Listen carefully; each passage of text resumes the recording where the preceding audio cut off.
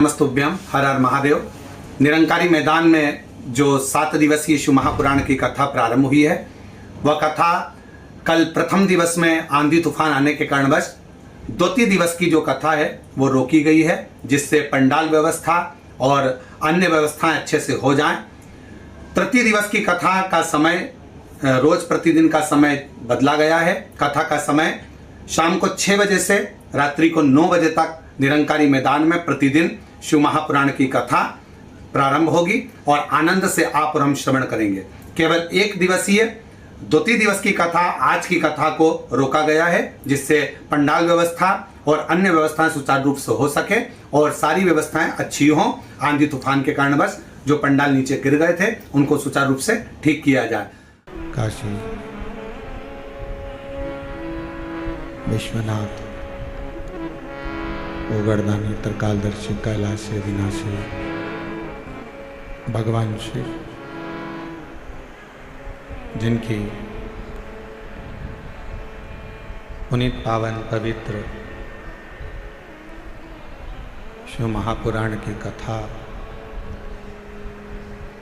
संपूर्ण विश्व का कल्याण करने वाली, जगत का उद्धार करने वाली इस पवित्र पावन शिव महापुराण की कथा दिल्ली के निरंकारी मैदान में आज से प्रारंभ हुई है। कथा के मुख्य आयोजक मानव सेवा एवं शिक्षा संस्थान दिल्ली, एक बार आयोजक समिति के लिए जोरदार ताली बजाकर स्वागत अभिनंदन। मानव सेवा एवं शिक्षा संस्थान दिल्ली द्वारा आयोजित ये पवित्र पावन शिव महापुराण की कथा माँ यमुना के तट पर दिल्ली की इस पवित्र भूमि पर,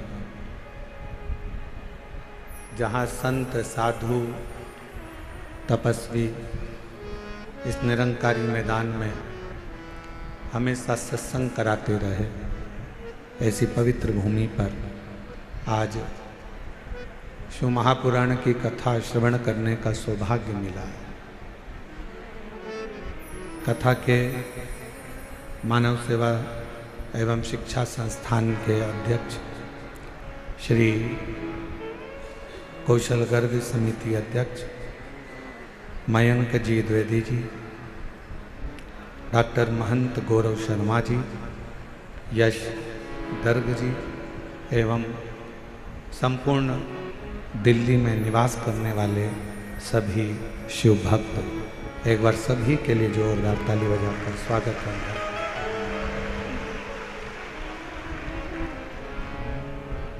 तेरी कृपा बिना न हिले एक भी सांस, तेरी कृपा से तनु बखान क्या करूं मैं राहों के ढेर का, चपटी बबूत में खजाना कुबेर का, हे गंगाधार मुक्ति द्वार ओंकार तू, बोले ओंकार तू, आयुष्य बिहारी शंभो तार तू, बखान क्या करूं मैं राखों के ढेर का, चपटी बबूत में खजाना कुबेर का, हे गंगाधार मुक्ति द्वार ओंकार तू, भोले कार तू आयुष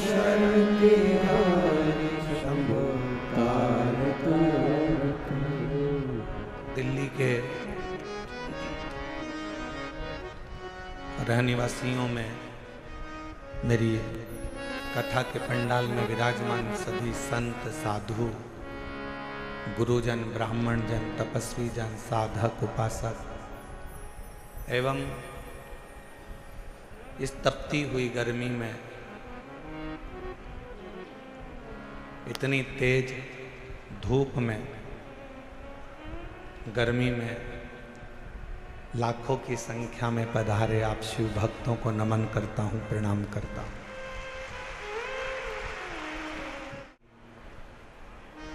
आयोजक समिति भले आयोजन करा रही, पर इसमें सबसे बड़ा अगर कोई क्रम है तो मेरी जीजियों ने जो शंकर जी को एक लोटा जल चढ़ाया था उसका पुण्य दिल्ली वालों को प्राप्त हुआ।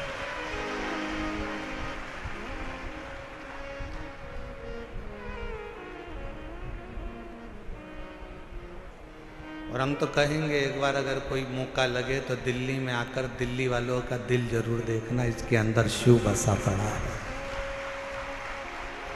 बोलो बम का नारा है, सारी समस्या का हल। इनके दिल में अगर कोई मिलेगा तो आपको शंकर ही मिलेगा, शिव। और वो किस रूप में कैसे प्राप्त होगा, कैसे आप भगवान को अविरल भक्ति से प्राप्त करोगे, कैसे आप भगवान की अविरल भक्ति करोगे, ये आपके ऊपर निर्भर करता है।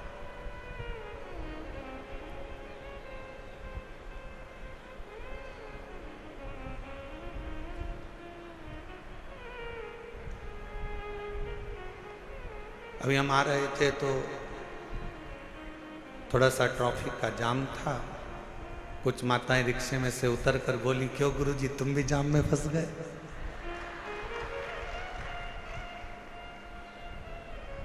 हमने कहा कोई साधारण जाम होता तो बात दूसरी थी, पर आज जो जाम में फंसे हैं ये शिव भक्तों का जाम है, जहां पर भगवान की अविरल भक्ति का स्मरण।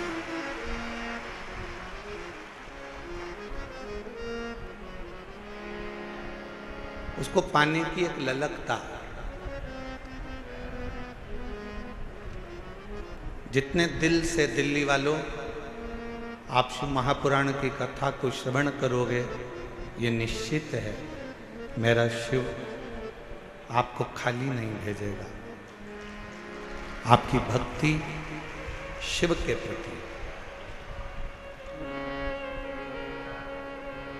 और मैंने तेरे ही भरोसे बाबा, तेरे ही भरोसे हवा बिच उड़ती जवानी, बाबा डोर तो छड़ी कटी जवानी, भोले मैं तेरी कदम, शंभु मैं तेरी कदम, हवा बिच उड़ती जवानी, बाबा डोर हटो छड़ी नामी, कटी जवानी। शिव केवल एक भगवान ही नहीं, शिव केवल एक देवता ही नहीं, शिव हमारे शरीर में जो श्वासें चल रही है, जो धड़कनें निकल रही है, जो श्वास हमारे शरीर में प्रतिदिन चल रही है, वही शिव है, वही शिव।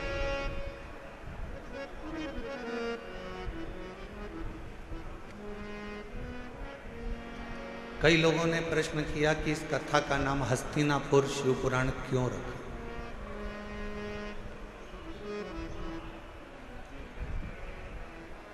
आपने कई कथा सुनाई, कहीं का नाम नंदी रखा, कहीं पर आपने देवी के ऊपर, शक्ति के ऊपर, शिव के ऊपर, गणेश के ऊपर कथाओं का स्मरण करा।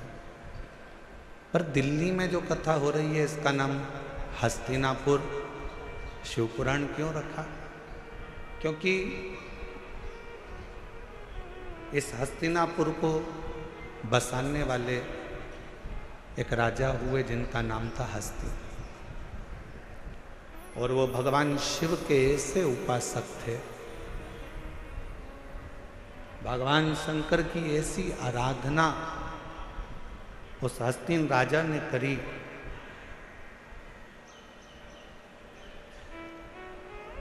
कि स्वयं शिव उस राजा के कल्याण के लिए इस पृथ्वी पर अपना चरण रखकर उस राजा के कल्याण के लिए इस भूमि पर आ जाते।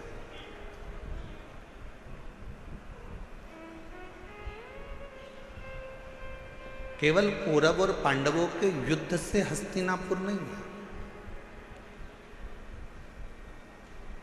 हस्तिनापुर का इतिहास अगर पुराना उठाकर देखेंगे तो मेरे शंकर की अविरल भक्ति से हस्तिनापुर है। और इस हस्तिनापुर में वही राज कर सकता है जो शिव का परम उपासक हो, जिसने शंकर की अविरल भक्ति को अपने जीवन में उतारा हो। चाहे वो युधिष्ठिर हो, चाहे वो अर्जुन हो, चाहे वो नकुल हो, सहदेव हो, पांडव हो।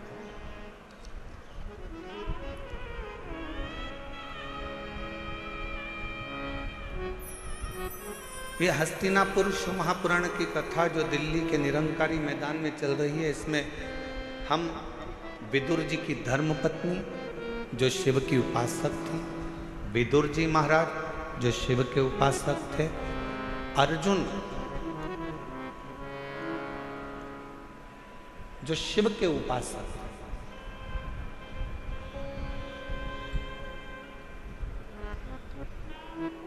गुरु द्रोणाचार्य ने अपने 105 शिष्यों को बुलाया, 100 कौरव 5 पांडव। शिक्षा का पहला दिन था, और शिक्षा का जो पहला दिन होता है वो बड़ी परीक्षा का दिन होता है। कथा का जो पहला दिन होता है बड़ी परीक्षा का दिन होता है। बहुत सारी विघ्न आते हैं, बहुत सारी तकलीफें आती हैं, बहुत सारी समस्या आती है।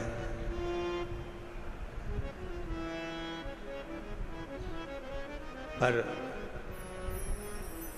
हमने एक चीज देखी है दिल्ली प्रशासन की, जो अभी हम लोग आते आते देख रहे थे कि यहाँ के कलेक्टर महोदय हों, यहाँ के कमिश्नर महोदय हों, यहाँ के आईजी डीआईजी हों, यहाँ के टीआई हों, यहाँ के एसपी हों, एसएसपी हों, यहाँ का एक एक प्रशासनिक बल हमने देखा कि पूरे कथा के पंडाल पे ही नहीं, पूरी रोड पर भी व्यवस्था में लगा हुआ था। एक बार यहाँ के कमिश्नर महोदय, यहाँ के IG DIG, collector, SP, SSP, TI जितने भी यहाँ पर लगे हैं उनके लिए जोरदार ताली की गर्जना करो कि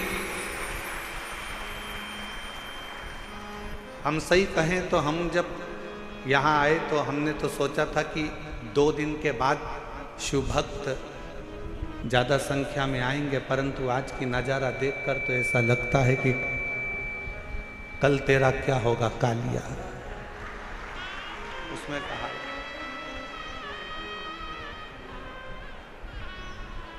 हमने यजमान से पूछा तुमने कितने पंडाल बनाए, तो कहा 3 पंडाल ये है, पीछे के पंडाल, साइड के पंडाल ऐसे मिला लो तो 8-9 पंडाल बने हुए हैं। फिर हमने आते आते पूछा पंडालों में जगह कितनी खाली है, तो कि 1 पाँव रखने की जगह नहीं है, सारे पंडाल बाबा के भरे पड़े हुए हैं। और इसको कौन संभाल रहा, कौन? एक बार फिर प्रशासन के लिए जोरदार ताली बजाओ। संभालने वाली ये प्रशासनिक व्यवस्था, यहाँ के कमिश्नर महोदय हों, कलेक्टर महोदय हों, एसपी हो, एसएसपी हो, आईजी हो, डीआईजी हो, एसडीएम हो, यहाँ का पूरा पुलिस बल, ट्रैफिक पुलिस हो चाहे अन्य बल हो, यहाँ की चिकित्सा विभाग सब संभालने वाले।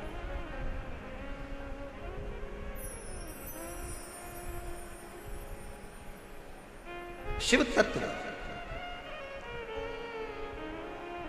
पहला दिन परीक्षा का होता है और बहुत परीक्षा देना पड़ता है। 105 गुरु द्रोणाचार्य के शिष्य सामने आकर खड़े हो गए। बाल्यावस्था थी, बैठ गए। खबर मिली कि इनको शस्त्र की शिक्षा देंगे। हस्तिनापुर में बैठकर कहा, शस्त्र की शिक्षा देने को मैं तैयार हूं, पर शस्त्र की शिक्षा देने से पहले जितने मेरे शिष्य बैठे हैं उनसे निवेदन करूंगा कि आप में से जो मुझे शीश का दान दे देगा, मैं उसको शस्त्र की शिक्षा दे दूंगा।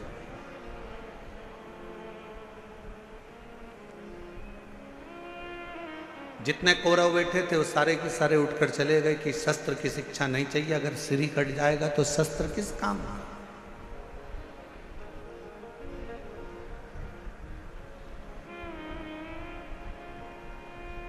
वो शस्त्र किस काम का।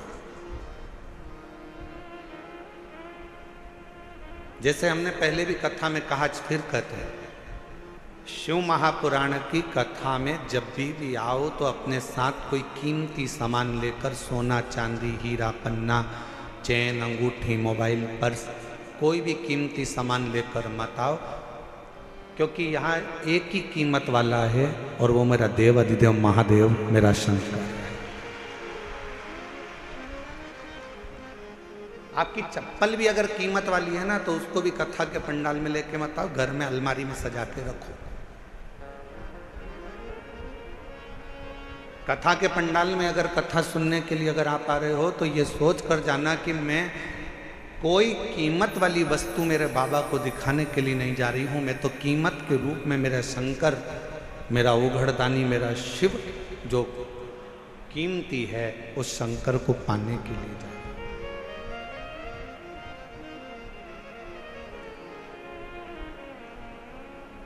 हम चेन पहने हैं, बार बार अपना ध्यान चेन पर जाएगा। हम अंगूठी पहने हैं तो अंगूठी पर जाएगा। हम हमारे कोई चप्पल रखी है तो चप्पल पर जाएगा। हमारी कोई सुंदर वस्तु है तो उस पर जाएगा। आपका ध्यान यहाँ नहीं जाना चाहिए, आपका ध्यान तो शिव में, शंकर शिव।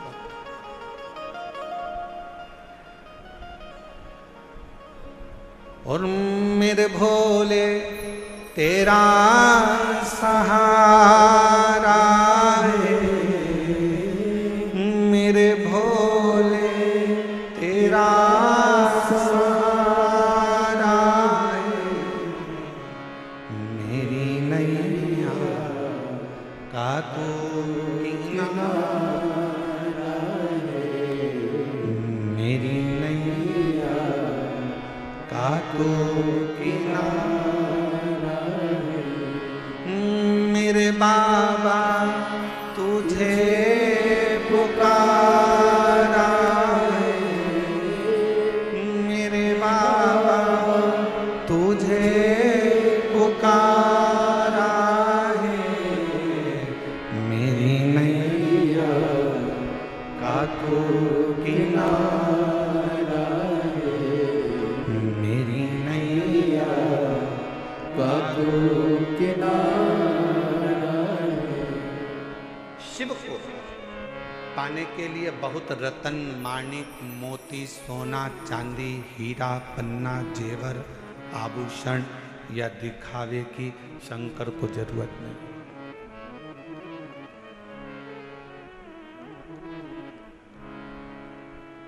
तुम्हारे धन की भी शंकर को जरूरत नहीं।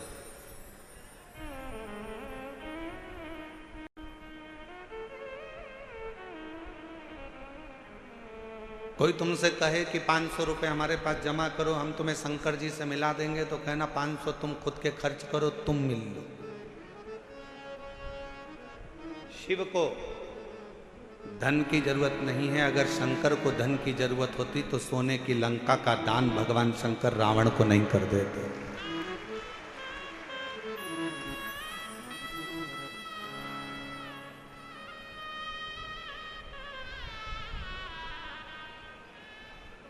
शिव को तुम्हारे वैभव की जरूरत नहीं है कि तुम दिखावा करो कि मैं शंकर जी को 1.25 लाख बेलपत्र चढ़ाऊंगा, 50 लीटर दूध चढ़ाऊंगा, या शिव जी को मैं इतना इतना 56 भोग लगाऊंगा। शिव जी कहते मुझे तुम्हारा वैभव भी नहीं चाहिए। क्या करूंगा तुम्हारे वैभव का? फिर किसी ने कहा मैं शंकर भगवान को एक एसी के कमरे में, एसी के महल में भगवान शिव को रखूंगा, तो शिव को तुम्हारा एसी का रूम भी नहीं चाहिए।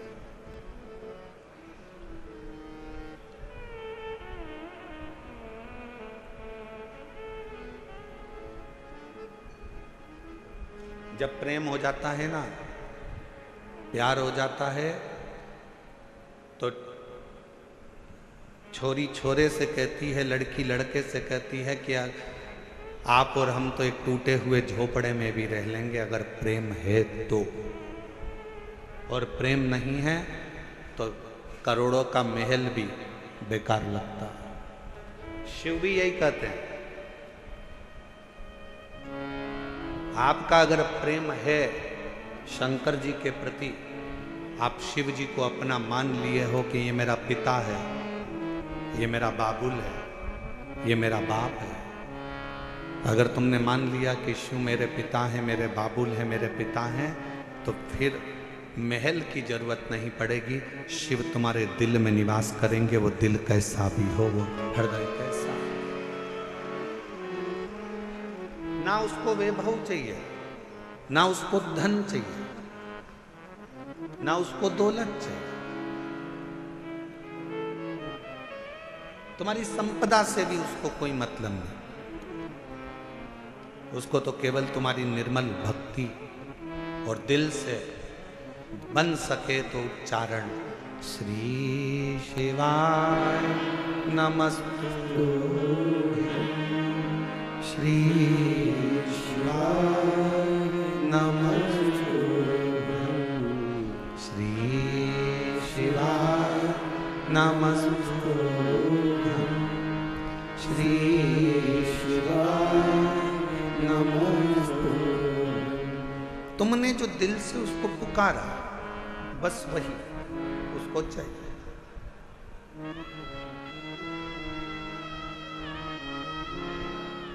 कोई दिखावा,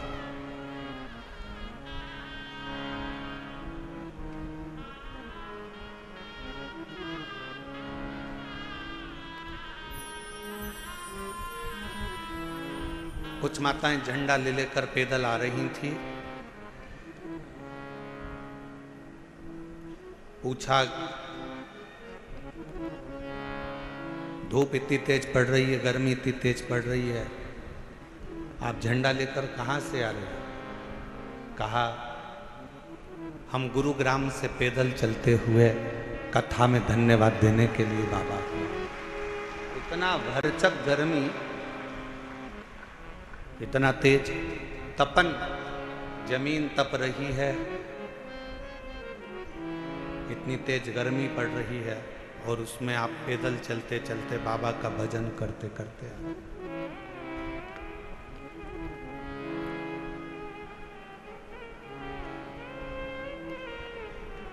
शिव कथा कह रही है, भगवान शंकर का संवाद कह रहा है। पहला दिन परीक्षा का होता है। गुरु द्रोणाचार्य ने शस्त्र की शिक्षा देने से पहले परीक्षा करी है। कहा, ये पांडव और कौरव मेरे 105 शिष्य यहाँ पर बैठे हैं, इसमें से जो मुझे शीश का दान देगा, शस्त्र की विद्या उसी को सिखाई जाए।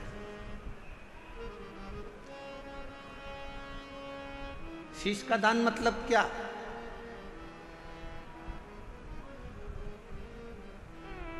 क्यों घर के लोग कहते हैं कि बेटी घर अगर ससुराल जाओ तो सास ससुर के चरणों में झुक जाना, शीश झुकाना। माँ अपने पोता पोती को, अपने बेटा बेटी को कहती है दादा दादी के पास शीश झुकाना, नाना नानी को शीश झुकाना, घर के बुजुर्गों के आगे शीश झुकाना। शीश झुकाना मतलब शीश का दान दे देना। शास्त्र कहता है शीश का दान का मतलब ये होता है कि आप अपने भीतर का अहंकार उनके चरणों में डाल दिए हो और आपके अंदर अहंकार बचा नहीं है, आप उसके हो गए। अभिमान आपने त्याग दिया, अहंकार आपने छोड़ दिया। कई लोग कथा में भी आते हैं तो शीश का दान नहीं कर पाते, अहंकार को छोड़ नहीं पाते। तुम मुझे पहचानते नहीं हो, तुम मुझे जानते नहीं हो, मैं अब भी फोन लगाती हूँ, देखो अब भी मुझे जगह मिलेगी, अब भी फोन लगाती हूँ। और उसको क्या मालूम कि कथा में आई है तो यहाँ तो नेटवर्क मिलता ही नहीं है। जहां जहां शिव महापुराण की कथा होती है वहां नेटवर्क ही नहीं लगता, क्योंकि वहां एक ही नेटवर्क चलता है, वो शंकर जी का, बाकी के सारे नेटवर्क फेल हो जाते हैं। मैं अब भी फोन लगाती हूँ, तो मुझे जानते क्या हो, मैं बैठूंगी आगे, मैं अभी फोन लगाती हूँ। बस हम तो कहते कभी कभी उनसे भी सीखा करो जो तुरंत कहते अब भी फोन लगाती हूँ, 1 मिनट नहीं लगेगा और मेरी गाड़ी छूटेगी, अब भी फोन लगाती हूँ, 1 मिनट नहीं लगेगा और मैं आगे बैठूंगी। ऐसा ही बल तुम्हारे अंदर होना चाहिए। अब भी शिवी शिवाय नमस्तुभ्यम बोलती हूँ और मेरा शंकर मेरे पर कृपा करेगा, ये निश्चित है, ये निश्चित है। और जिस दिन आपके अंदर ये बल आ गया ना कि मेरा शंकर, मेरा उघड़दानी, मेरा त्रिकालदर्शी, मेरा कैलाशी, मेरा अविनाशी, मेरा शिव मेरे साथ में है, मैं उसको पुकारूंगी, वो मेरा सुनेगा, मैं उसको आवाज दूंगी, वो सुनेगा। उस दिन सर्वश्रेष्ठ सब कुछ।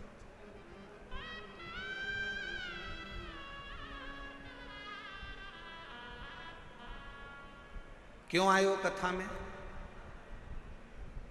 अपना अपना एसी का कमरा छोड़कर, जम के बोलो जरा, अपने अपने घर का कूलर, एसी, पंखा, एसी की गाड़ी, डनलप का गद्दा, सोफा सेट सब छोड़कर कथा में गाड़ी भी दूर रुकी, पैदल पैदल धूप में चलते चलते कथा के पंडाल में पहुँचे।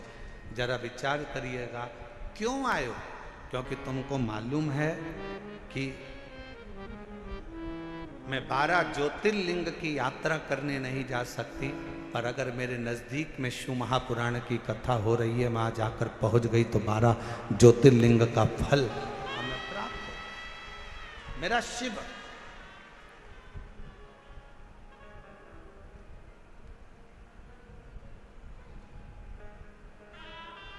मेरा शिव मुझे यहां मिल जाए।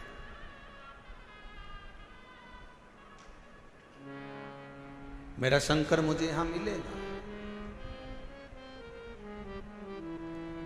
आप सबको मालूम है कि मैं अगर यहां बैठूंगी, अपने दिल की बात अपने बाबा से कहूंगी, तो मेरा बाबा यहां बैठकर सुनेगा। और कितनी बड़ी कृपा दिल्ली की इस कथा में हो रही है मेरे भोलेनाथ जी की। जरा विचार करिएगा कि कथा के मध्य में ही 24 तारीख को प्रदोष पड़ जाएगा, 25 तारीख को मासिक शिवरात्रि पड़ जाएगी, 26 तारीख को कथा की शिवरात्रि पड़ जाएगी और 27 तारीख को कथा विराम हो जाएगा।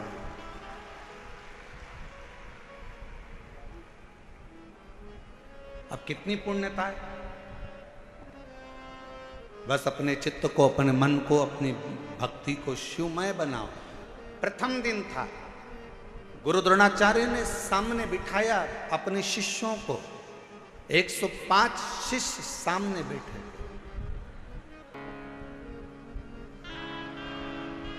और गुरु द्रोणाचार्य ने सामने बैठे हुए 105 शिष्यों से कहा कि तुम में से जो शीश का दान देगा वो शस्त्र विद्या सीख सकेगा। शीश का दान मतलब अब शिष्य समझे तो बात है। जो समझे वो तो जाने ना। शीश का दान का मतलब ये नहीं है कि गुरु ने कहा कि शीश का दान दे दो मतलब शीश काट दो। नहीं नहीं नहीं, शीश का दान का मतलब है कि अपने अहंकार का त्याग करोगे। और जब किसी गुरु की शरणागति में जाओ, कहीं अगर भगवान की भक्ति करने के लिए जाओ, यदि कहीं भगवत भजन करने के लिए जाओ, तो सबसे पहला काम करो कि अपने अहंकार का त्याग करो, अपनी अभिमत्ता का त्याग करो।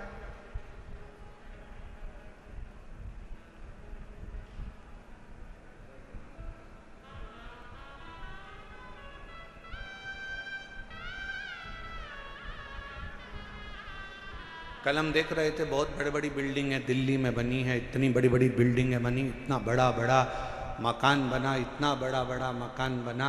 तो हमारे साथ में जो हिमांशु पंडित जी थे वो कह रहे थे गुरुजी कितनी बड़ी बड़ी बिल्डिंगें बनी हैं। हमने कहा अपने शहरों में या अपने छोटे छोटे पुराने पुराने गांव हैं उसमें बड़ी बिल्डिंग भले नहीं होती थी पर बड़े मकान जरूर होते थे। और उस मकान में और यहाँ के मकान में एक बहुत बड़ा अंतर है। वहाँ के मकान मौन रहकर बन जाते थे और यहाँ के मकान लोन लेकर बन जाते हैं।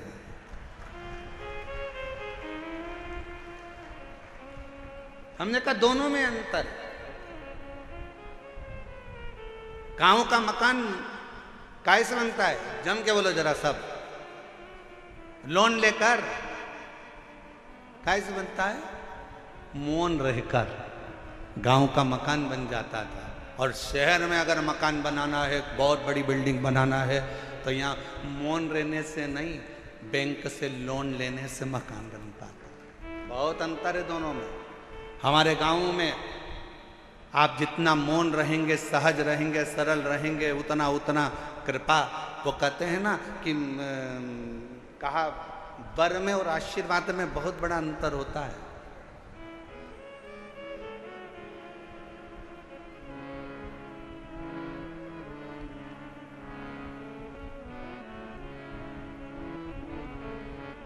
लंकापति रावण ने क्या मांगा था? शिवजी से वर मांगा था। वर मांगा। लंकापति रावण ने शिवजी से वर मांगा था। और हिरण्यकशिपु ने क्या मांगा? तो कहा कि भगवान से वर मांगा था।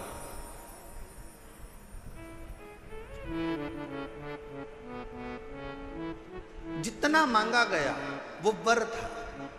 रावण ने वर मांगा, लंका मिल गई, राज्य मिल गया, सत्ता मिल गई, वैभव मिल गया। पर धीरे धीरे एक दिन लंका के राजा रावण को भी प्राण त्यागना पड़ा, छोड़ना। हिरण्यकशिपु ने वर मांगा, एक दिन हिरण्यकशिपु को भी प्राण त्यागना पड़ा। और आप सबसे निवेदन है, शंकर जी के मंदिर में जाकर कभी वर मत मांगना कि भगवान मुझे ये दे दो, भगवान मुझे वो दे दो, भगवान मुझे ये प्रदान कर दो, भगवान मुझे ये प्रदान कर दो। तुम शिव जी के मंदिर में अगर एक लोटा जल चढ़ाने के लिए जाओ तो शिव महापुराण की कथा कहती है कभी शिव के मंदिर में जाकर वर मत मांगना, क्योंकि वर मांगोगे तो एक दिन वो वर समाप्त हो सकता है। शंकर जी के मंदिर में जाकर कहना बाबा मुझे आपका आशीर्वाद दे दो, क्योंकि वर समाप्त हो जाएगा पर आशीर्वाद कभी समाप्त नहीं होता, कभी समाप्त नहीं।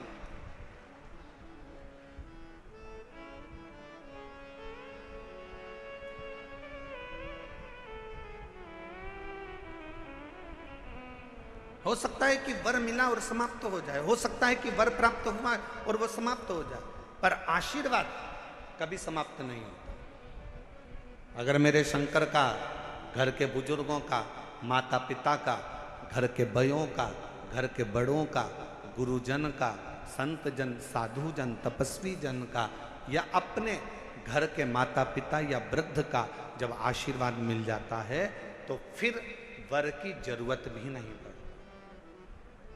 मांगो उससे कि देना हो तो जन्म मेरे सिर पर रख दो रे अपने ये दोनों हाथ, और देना हो तो दीजिए जन्म जन्म का साथ, और देना हो तो दीजिए जन्म जन्म का साथ। भगवान शिव की कथा करें, भगवान शंकर का संवाद, शिव तत्व का, शिव पुराण करें, मेरे ओगरदानी का संवाद करें।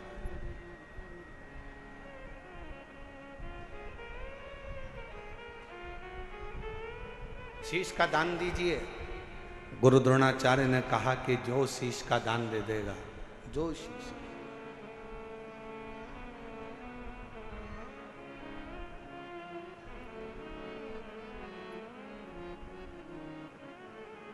मेरे शंभू ने कहा, मेरे शंकर ने, इस पवित्र कथा का आनंद कर रहा है, हस्तिनापुर शिव महापुराण की कथा कर रही है, जो शीश का दान देगा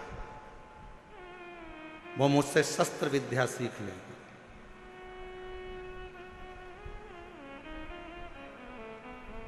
अब कौन शीश का दान दे? सब 105 जितने शिष्य बैठे थे गुरु द्रोणाचार्य के, उसमें से 100 शिष्य उठकर चले गए। 5 शिष्य बैठे रहे पांडव, उसमें भी एक अर्जुन सामने बैठा रहा, तलवार उठाई और शीश के पास लेकर जाने लगा, काट कर शीश का दान देने लगा। गुरु द्रोणाचार्य ने मना कर दिया, मुझे कटा हुआ शीश नहीं, तेरे धड़ पर लगा हुआ शीश मेरे चरणों में पड़ जाएगा, उतना दान बहुत है और मैं तुझे दे दूं, मत दीजिए। शंकर भगवान को तुम्हारा धन नहीं, वैभव नहीं, सत्ता नहीं, दौलत नहीं, शिव जी को केवल तुम्हारा एक लोटा जल शिव को समर्पित कर दो। एक लोटा जल भी नहीं हो तो 3 बार ताली बजा दो, वो भी नहीं है तो मुख से बम बम बोले बोले, ये भी नहीं बोल सकते तो मुख से हर हर महा, इतना कर सकते।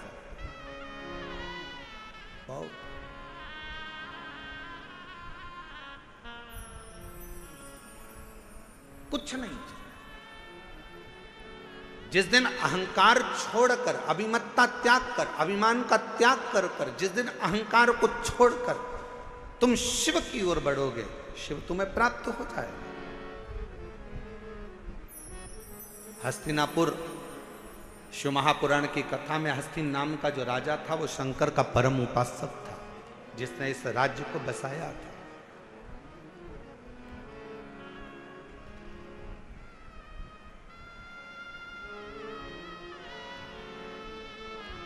एक शिव भक्त क्या कहता है? अभी कथा में कहा कि वर मत मांगो, आशीर्वाद मांग लो। भगवान अगर मिल भी जाए ना, तुम्हारे पास में आकर खड़ा भी हो जाए और कह दे ए मांग तुझे क्या चाहिए, तो उसे कह देना नहीं नहीं मुझे कुछ नहीं चाहिए, तुम तो तुम्हारा आशीर्वाद दे दो बस। क्यों? क्योंकि वरदान दोगे तो हो सकता है एक दिन समाप्त हो जाए। हमने फ्रिज मांग लिया, कूलर मांग लिया, एसी मांग लिया, ये मांग लिया, वो मांग लिया, गाड़ी मांग ली, बंगला मांग लिया, सामान मांग लिया, बेटा मांग लिया, बेटी मांग ली, दौलत मांग लिया, सत्ता मांग ली, हो सकता है एक दिन समाप्त हो जाए। पर यदि आपका अगर आशीर्वाद होगा तो ये कभी समाप्त होने वाला नहीं है। वर समाप्त हो सकता है पर आशीर्वाद कभी समाप्त नहीं होता, वो अजर और अमर रहता है। वो आपके आज भी है और कल भी है।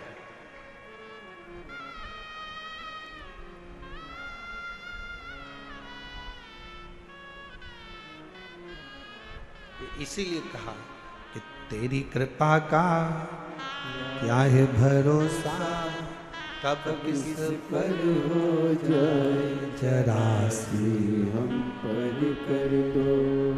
जी जिसको आता है वो भी बोलो साथ में, तेरी कृपा का क्या है भरोसा, कब किस पर हो जाए जरा सी हम पर कर दो, जरा सी हम पर कर दो। पापी हो चाहे जितना उसका भी बाबा उद्धार किया,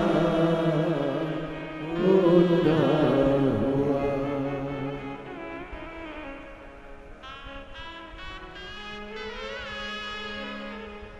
जिस पर भी हो गई तेरी करुणा कृपा वो भव पार हुआ, भव पार हुआ। पापी हो चाहे जितना उसका भी बाबा उद्धार हुआ, उद्धार हुआ। जिस पर भी हो गई तेरी करुणा कृपाओं भव पार हुआ, भव पार हुआ। गिद्ध अजामिल गणिका जैसे मन को तुम्हारे भाई जरा सी हम पर कर दो, जरा सी हम पर कर दो। तेरी कृपा का क्या है भरोसा कब किस पर हो जाए, जरा सी हम पर कर दो, जरा सी हम पर कर दो। ज्यादा नहीं, बस आशीर्वाद दे दीजिए, वर नहीं चाहिए, शिव आपका साथ दे दीजिए।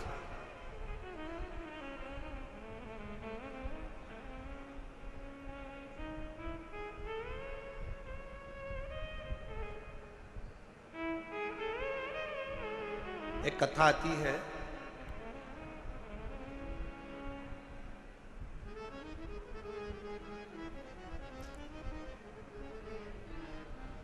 एक नारायण नाम का एक छोटा सा बालक था।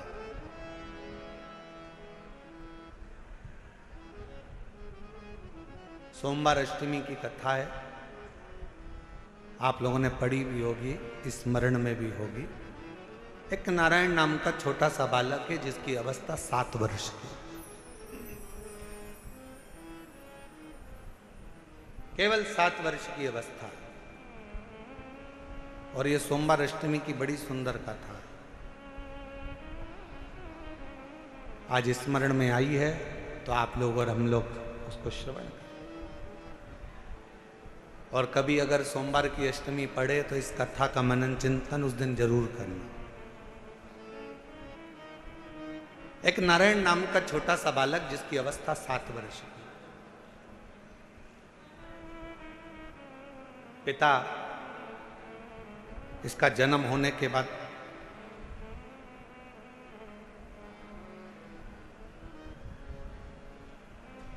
किसी गलत मार्ग में चले गए और किसी अन्य स्त्री के साथ रहना चालू कर दिया। नारायण अपनी मां के साथ में रह रहा है,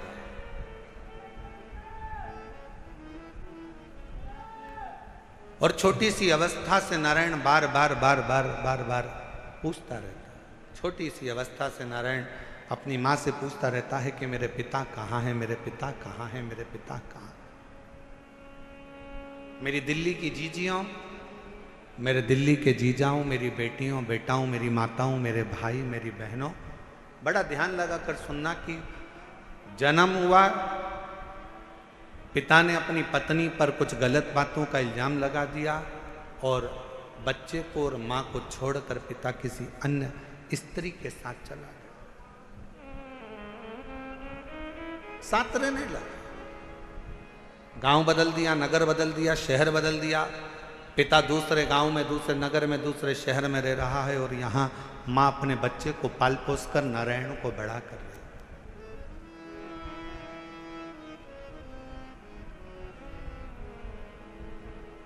छोटा सा बच्चा जैसे जैसे बड़ा हो रहा है, छोटा सा बच्चा जैसे जैसे बढ़ता जा रहा है, वैसे वैसे अपने पिता के बारे में पूछता जा रहा है। मां मेरे पिताजी कहाँ है, मां मेरे पिताजी कहाँ है। जैसे 4 वर्ष के ध्रुव जी महाराज वन से तप कर कर आने के बाद अपनी मां से पूछते हैं कि मां मेरे पिता कहाँ है, और मां क्या उत्तर दे। मां कहती है कि मैं ही तेरा पिता हूं और मैं तेरी मां हूं। नारायण से भी मां से पूछा, मां मेरा पिता कहाँ है, मेरा पिता कहाँ।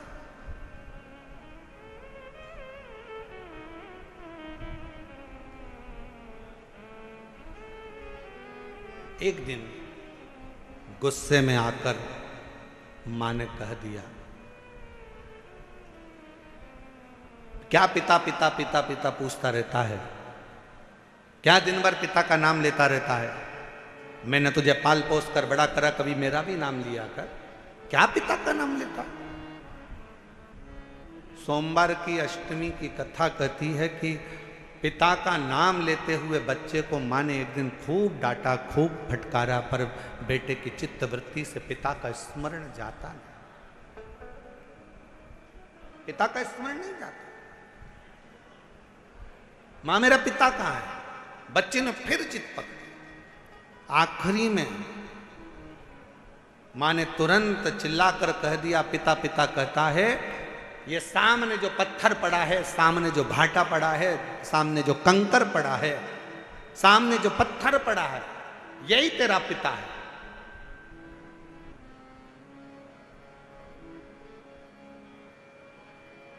मेरे पिता का नाम क्या है?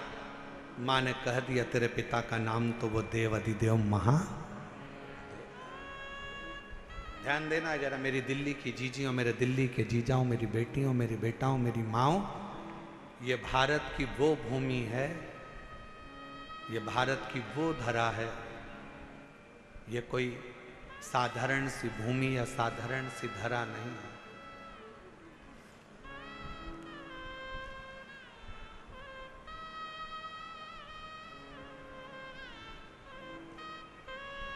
सात द्वीप,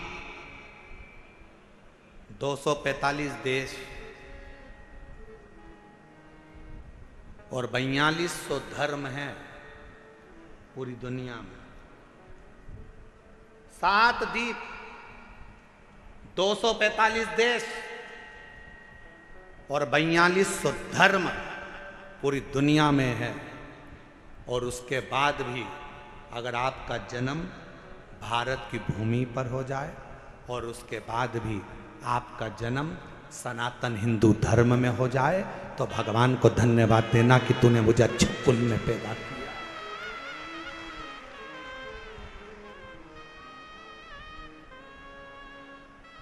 छाती तान कर चलना कि सनातन धर्म में तुम जन्मे हो। 7 द्वीप, 245 देश और 4200 धर्म होने के बाद भी ये भारत की भूमि सनातन धर्म और सनातनी बनकर अगर हम पैदा हुए हैं, तो जी हमें गौरव होना चाहिए कि हम भारत माता के इस गोद में अपने संस्कारों से पोषित होते हुए उस महादेव की कृपा से जन्मे हैं। उस महादेव की कृपा से जहां हम अपने रिश्तों को पहचानते हैं, अपनी माता को माता कहते हैं, पिता को पिता कहते हैं, भाई का संबंध रखते हैं, बहन का संबंध रखते हैं, काका काकी का संबंध रखते हैं, नाना नानी का संबंध रखते हैं। सारे रिश्ते हम निभा कर चलते हैं।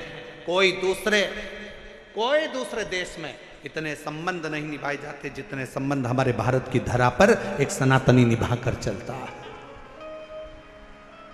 भारत की भूमि पर एक सनातनी निभा कर चलता है। वो संबंध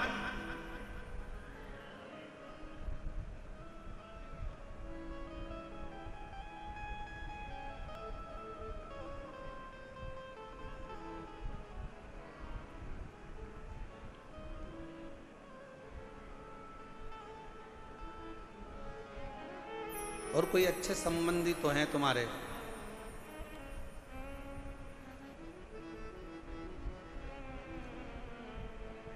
पत्थर का मुख बताकर बेटे से कह दिया नारायण से कि ये तेरा बाप है, ये तेरा पिता है। शिव महापुराण की कथा क्या करती है? शिव महापुराण की कथा ने करा क्या? शिव महापुराण की कथा ने केवल विश्वास जगाया है कि जिस तुम्हारे घर के पास के शंकर के मंदिर में 1 लोटा जल चढ़ाने जाओ, जिस शिव जी के मंदिर में तुम जल चढ़ा रहे हो, जिस शंकर जी के मंदिर में तुम जल चढ़ाने गए हो, जिस शंकर जी के मंदिर में तुम बेलपत्र चढ़ाने गए हो, जिस शंकर जी के मंदिर में तुम स्तुति गाने गए हो, जिस शंकर जी के मंदिर में तुम भजन करने गए हो, जिस शंकर जी के मंदिर में तुम नाम जाप करने गए हो, बस तुमने उसको अपना पिता मान लिया। यही शिव पुराण कर रही हो, ये सोमवार की अष्टमी की कथा कर रही हो।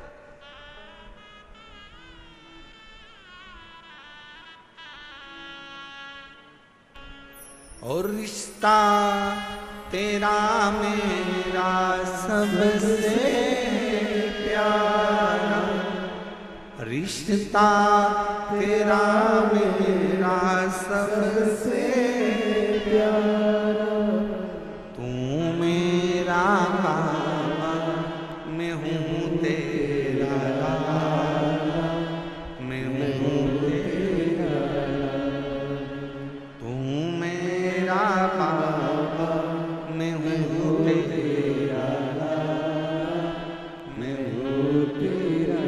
यही संबंध।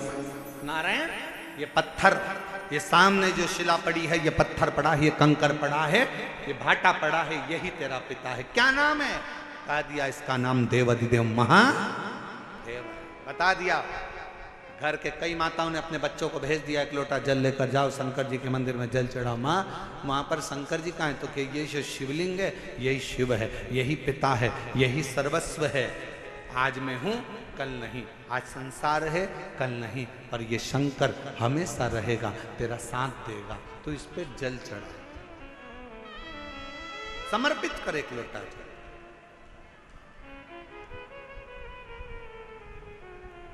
और जब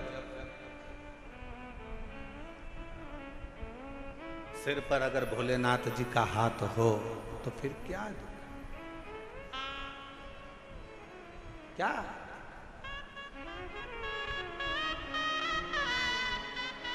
मस्तक पर हो तो फिर क्या? पितु भोले बाबा गौरा मैया, पितु भोले बाबा गौरा मैया, फिर क्यों फिकर करे भैया, तेरे कटेंगे कष्ट तमाम, फिकर फिर क्या करना, तेरे कटेंगे कष्ट तमाम, फिकर फिर क्या करना, क्या करना फिर क्या करना, क्या करना फिर क्या करना। मन का भाव कहें, दिल से प्रार्थना करें। जिस प्रार्थना को करने के लिए पूरे दुनिया के लोग कथा के पंडाल में जाते हैं, उस प्रार्थना को हृदय से बाबा से निवेदन करिए, अरदास करें, बाबा से प्रार्थना करें। जहाँ जगह मिले वहाँ बैठें, और पीछे बाहर वालों से भी निवेदन है,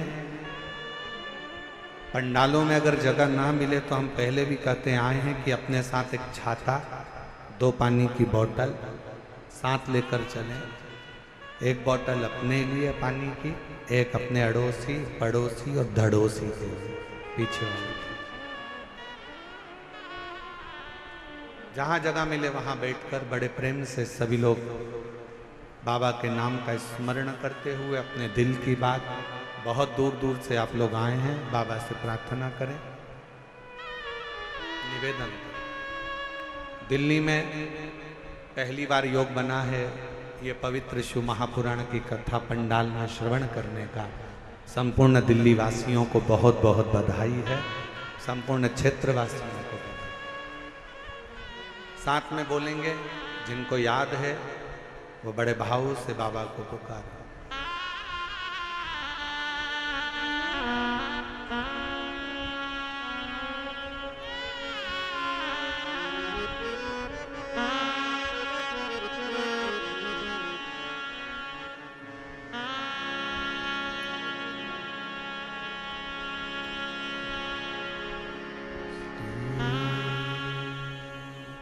शिवाय नमस्तुते,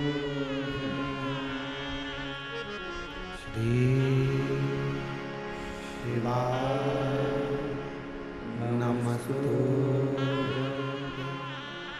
श्री शिवाय नमस्तुते,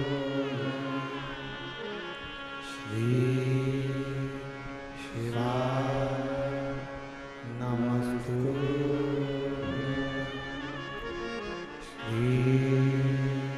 शिवाय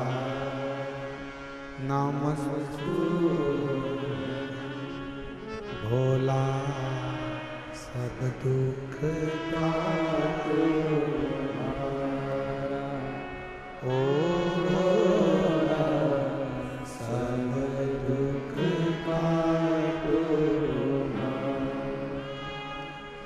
शिव शंकर जब तेरी मारा, भोले बाबा जब तेरी मारा, भोला सब दुख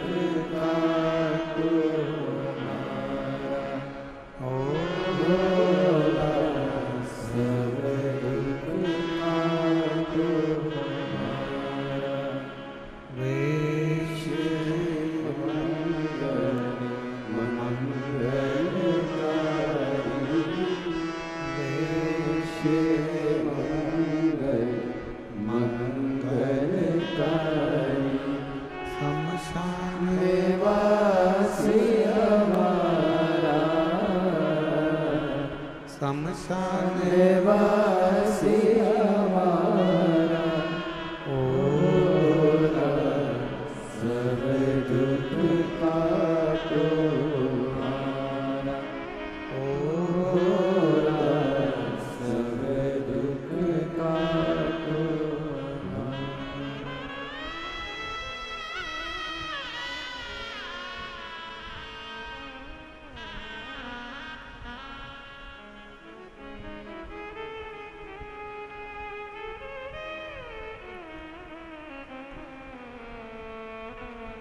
बाबा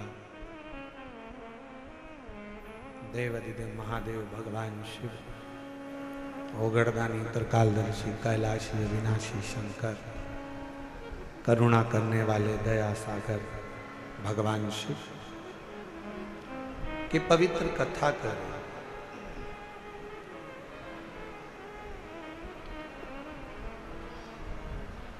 नारायण को एक पत्थर दिखा दिया। क्या इस पत्थर में भी परमात्मा हो सकता है?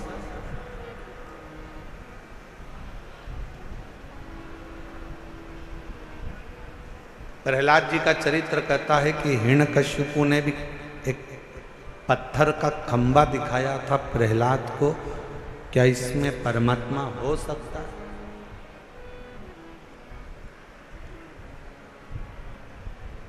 यदि विश्वास पूर्ण है तो शिव मिलता जरूर है। पूर्ण विश्वास अगर है तो शिव।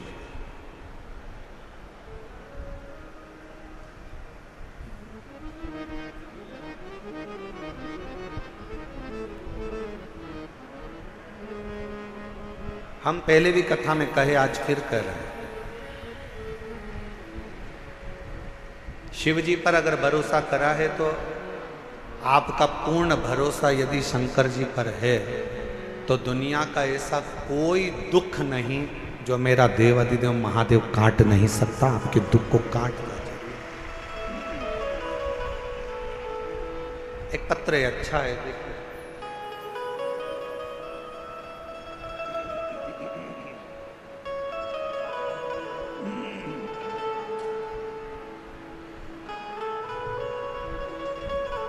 मेरा नाम पूजा शर्मा है, मेरे पति का नाम मनीष शर्मा है।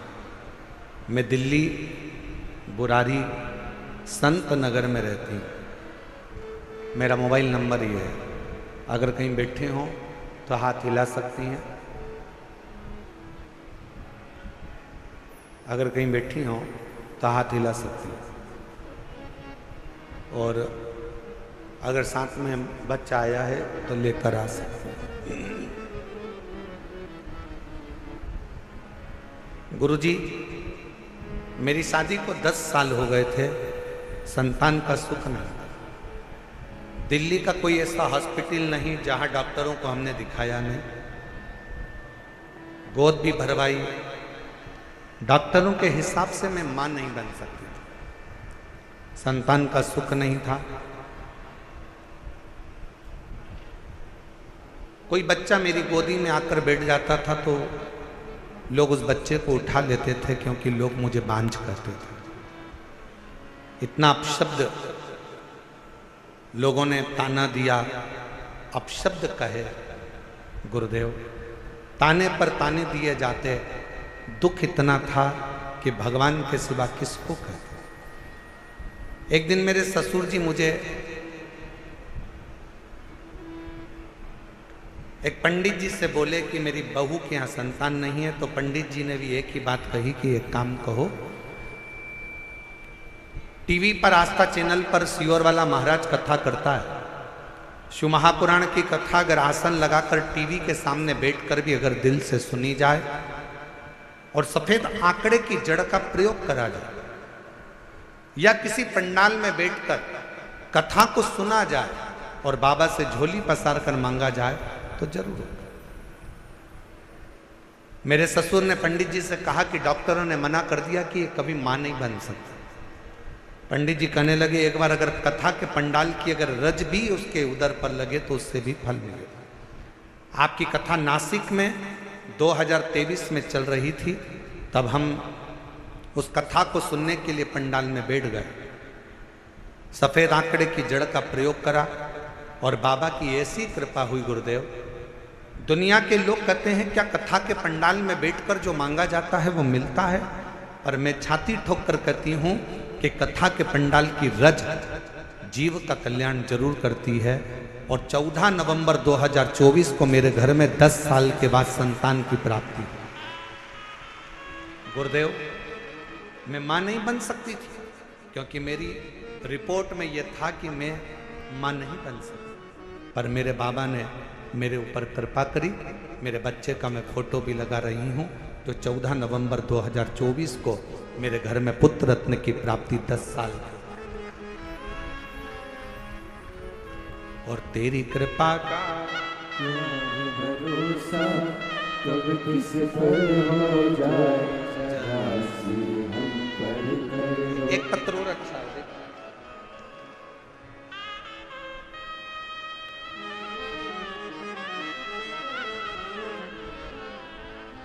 मेरा नाम संध्या सैनी है, पति का नाम कविंद्र सैनी है। मैं दिल्ली के बुरारी संत नगर की रहने वाली हूँ। पत्र को आप लोग एलईडी पर पढ़ सकते हैं। एलईडी पर चल रहा है पत्र? एलईडी नहीं चल रही है क्या? अच्छा, एलईडी नहीं चल रही।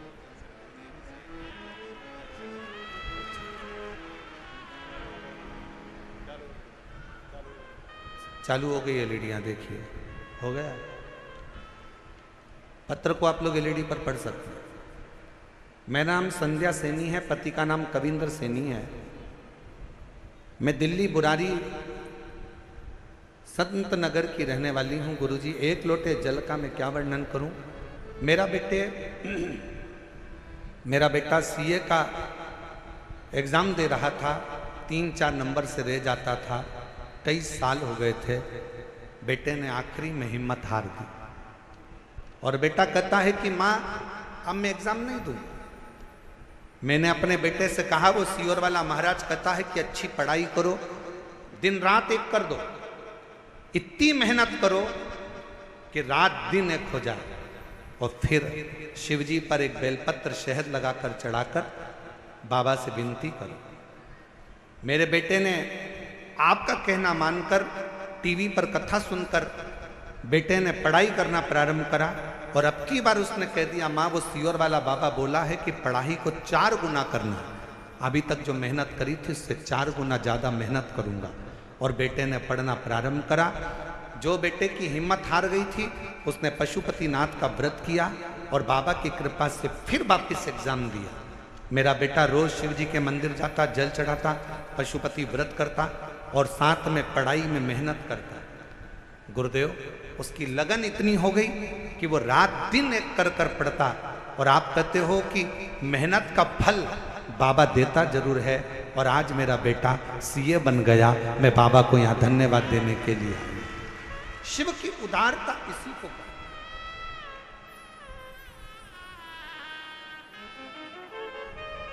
और तेरी कृपा का क्या भरोसा कब किस पर हो। फिर निवेदन करूं, किसी ने कह दिया कि तुम्हारा यह काम नहीं हो सकता।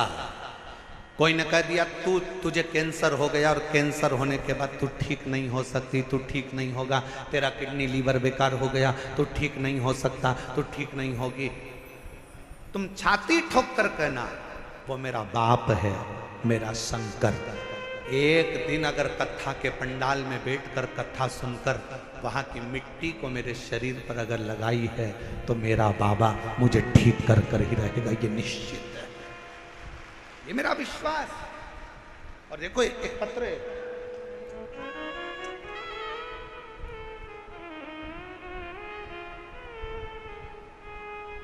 पहले निवेदन करूं आप लोगों को, पत्र लिखो पर थाली मत भेजो। इन थालियों का हम क्या करेंगे? पत्र भेजो आप केवल, हम उस पत्र को हमारे हाथ में आएगा तो पढ़ेंगे जरूरी। थाली वाली को ना भेजिए आप। ये थाली अपने घर पर प्रयोग में लो, उपयोग में लो। ना थाली ना लोटा, कुछ नहीं, भगवान की भक्ति करो। और एक निवेदन और करें, बहुत सारा धन लेकर, पर्स में पैसा लेकर कथा के पंडाल में मत आओ, दिल लेकर कथा के पंडाल में आओ, तुम्हारा पर्स तुम्हारे घर पर रहो। दिल लेकर, तुम्हारी चेन, अंगूठी, मोबाइल, मंगलसूत्र, बहुत सोने का सामान, हीरे का सामान लेकर कथा के पंडाल में मत।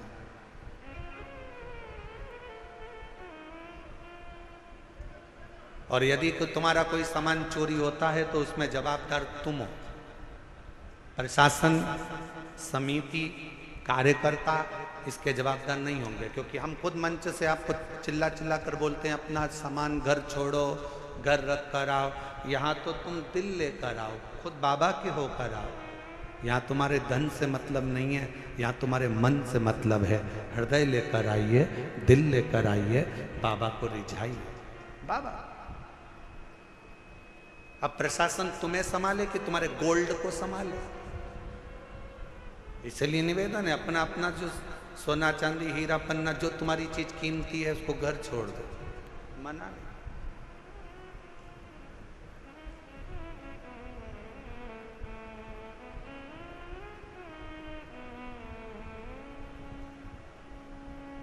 एक पति ने अपनी पत्नी से कहा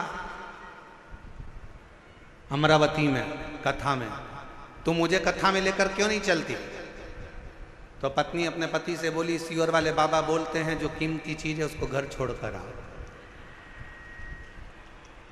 तो पति ने कहा कीमती चीज तो सोना चांदी होती है। पत्नी कहती है मेरी कीमत तो तुम हो, तुम इतने कीमती हो इसलिए तुम्हें घर छोड़कर कथा में चली जाती, तुम गोल्ड से भी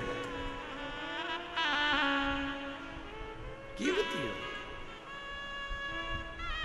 ये उसकी उदारता, ये उसकी कृपा, ये उसकी करुणा, ये उसकी दया है। एक पत्र अच्छा है,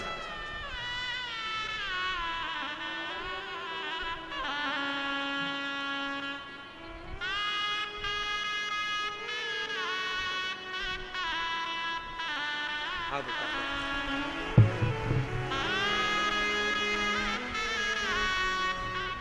जब डॉक्टर ने मना कर दिया था कि तुम मां नहीं बन सकती, तब इस बेटी को गोद ले लिया था। और इस बेटी को गोद लिया, बेटी को भी मंदिर लेकर जाती, बाबा से प्रार्थना करती। और डॉक्टरों ने तो कह दिया था कि तुम कभी मां नहीं बनोगी। हम तो कहते हैं इस बेटी को, जी आपने गोद लिया ना, तो इसी की सेवा के रूप में ये बालक मेरे शंकर ने आपको दिया है। ये उसी की कृपा, सेवा का फल कहीं ना कहीं मिलता है। शिव कृपा से 10 साल के बाद संतान हुई है।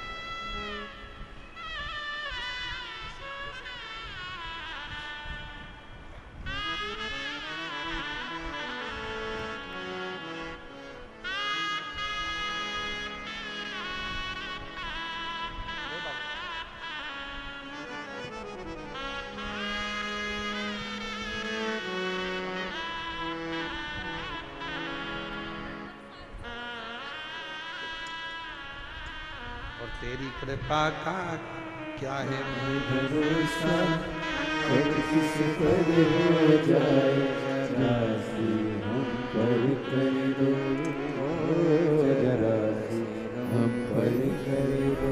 श्रीमती गीता देवी, पति का नाम श्री रविंद्र सिंह प्रजापति, भजनपुरा दिल्ली। मोबाइल नंबर ये है। 2021 में कैंसर हो गया। डॉक्टर ने थोड़ा सा समय दिया, कह दिया कि कुछ समय क्या करें।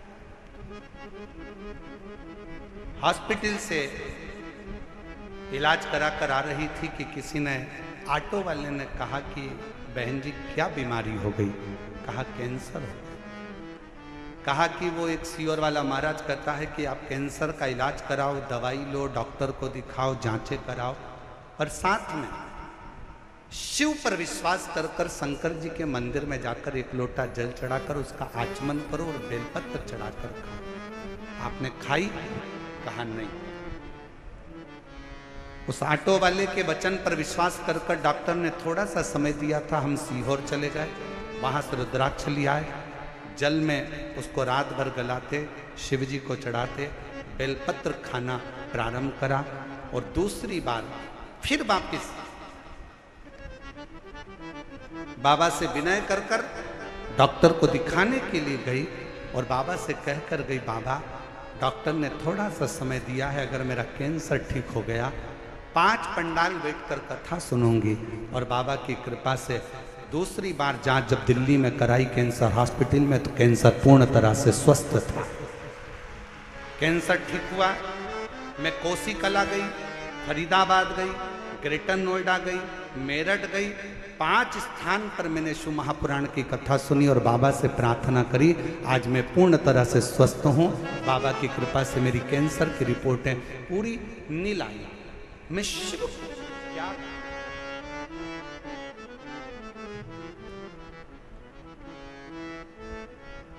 आप शंकर की स्तुति, शिव का गुणगान, शिव की स्तुति, शिव का भजन, शिव का स्मरण, आपके घर के नजदीक में जो शिवालय हो, आपके घर के पास में जो शंकर का मंदिर हो, सबसे पहले वहां जाना प्रारंभ करो। शिव जी को 1 लोटा जल चढ़ाना प्रारंभ करो। हमारा निवेदन है, बहुत दूर जाने की तमन्ना में केदारनाथ जाऊं, मैं अमरनाथ जाऊं, मैं यहाँ जाऊं, खूब जाओ, पर पहले पास के शंकर के मंदिर में जाना चालू करो। जिस दिन मेरा शंकर तुम्हारा हाथ पकड़ लेगा, उस दिन खींच कर तुम्हें केदारनाथ और अमरनाथ बुला लेगा। उस दिन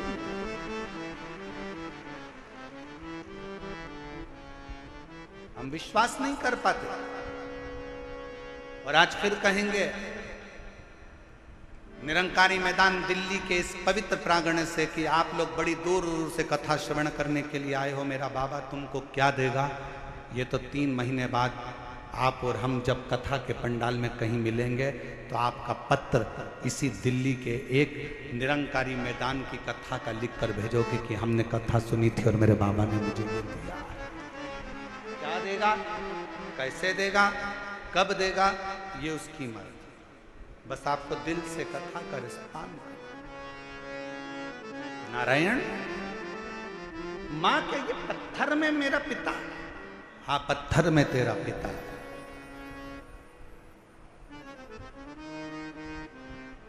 ये शिला, ये कंकर, ये पत्थर मेरा पिता, हाँ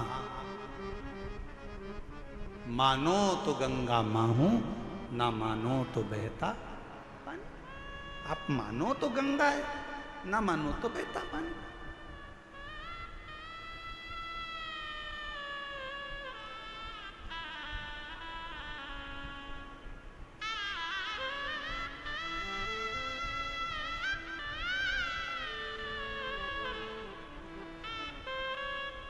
यह आपके ऊपर निर्भर करता है कि आप क्या मान रहे हो।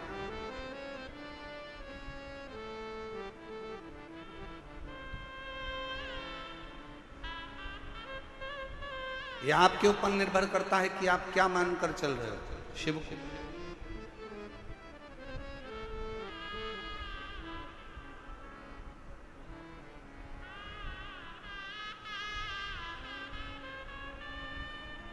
नारायण बेटे ने वो पत्थर को उठा लिया, बाजू में लेकर सो गए। पिता का स्मरण करता, पिता का नाम, पिता का।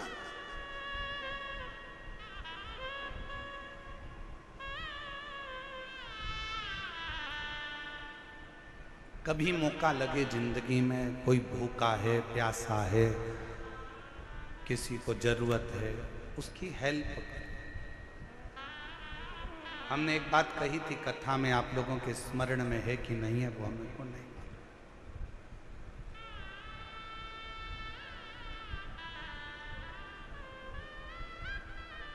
आप किसी को दान नहीं दे सकते, बिल्कुल मत दीजिए।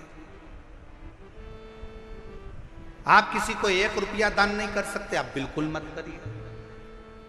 आप अठन्नी नहीं दे सकते किसी को, बिल्कुल मत दो। शिव महापुराण की कथा कहती है आप अपनी कमाई का एक अंश भी किसी को दान नहीं कर सकते, बिल्कुल मत करो। दूसरे महाराज आपसे कहेंगे कि एक अंश दान करो, पर हम कहते हैं बिल्कुल आपका मन नहीं है, बिल्कुल मत करो। पर अपनी कमाई का कम से कम एक अंश अपने खुद के ऊपर खर्च तो करो। बेटा एप्पल का मोबाइल चला रहा है और बाप कमाते कमाते दुकान पर पूरी जिंदगी निकाल दिया, कीपैड में पूरा जीवन निकाल देता। बेटा जीन्स और टी शर्ट पहनकर घूमता है, बच्चे अलग अलग अलमस्ती में घूमते हैं, नई नई गाड़ियों में घूमते हैं, और बाप कमा कमा कर अपनी जिंदगी का एक एक अंश जोड़ते जोड़ते मर जाता। आप अपने ऊपर तो खर्च करो। आप मत दो किसी को 1 रुपया। निवेदन है, आपके घर के अंदर आपके भाई, आपकी बहन, आपका परिवार, आपके रिश्तेदार कोई दुखी हैं, किसी को शिक्षा की जरूरत है, अपनी कमाई में से थोड़ा सा अंश निकाल कर किसी बच्चे को पढ़ाने का प्रयास करना। एक बार अपने बेटे को पढ़ाना और एक बार दूसरे के बेटे को पढ़ाना।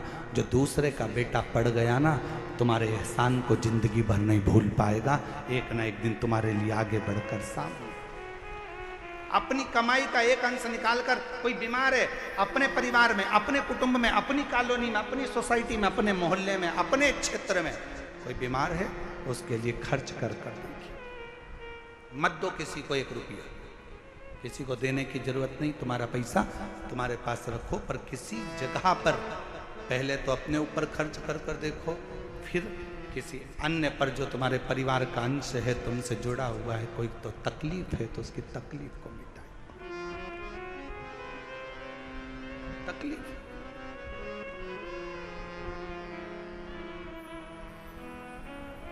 शिव कथा कह रही है। नारायण अपने भगवान शंकर के उस शिवलिंग को अपने पास में, कंकर को, पत्थर को अपने पास में लेकर सोता है। माँ भोजन देती है, अपने पिता को भोग लगाता है। माँ कोई वस्त्र देती है, अपने पिता को वस्त्र दे देता है। स्नान करने जाता है तो पात्र को रखकर उसी से स्नान उसको भी कराता है, वो खुद भी करता है। कभी कभी दिल कर जाता है तो उस कंकर को, उस पत्थर को नारायण अपने गाल से लगाकर याद कर कर रोता रहता है, रोता। डॉक्टर ने 2021 में थोड़ा सा समय दिया था और कह दिया था चली जाएगी, पर बाबा की कृपा से सारी रिपोर्ट नॉर्मल आई और पूर्ण तरह से कैंसर से मुक्त हुई। एक बार जोरदार ताली।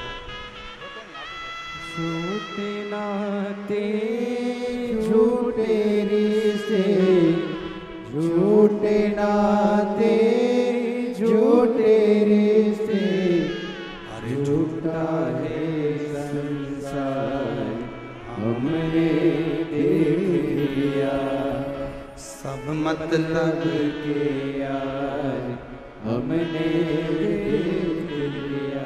शिव कथा कहती है, नारायण सोमवार की अष्टमी की कथा कहती है, नारायण पाषाण को अपने गाल से लगाकर रो रहा है। कभी मौका लगे ना, किसी के सामने जाकर मत रो। शिव कथा कहती है, सुनार, सुनार का काम है सोने चांदी के गहने को सुंदर बनाने का। सुनार का काम है सोने चांदी के गहनों को सुंदर बनाने का। दर्जी का काम है कपड़ों को सुंदर बनाने का। माली का काम है बगीचे को सुंदर बनाने का।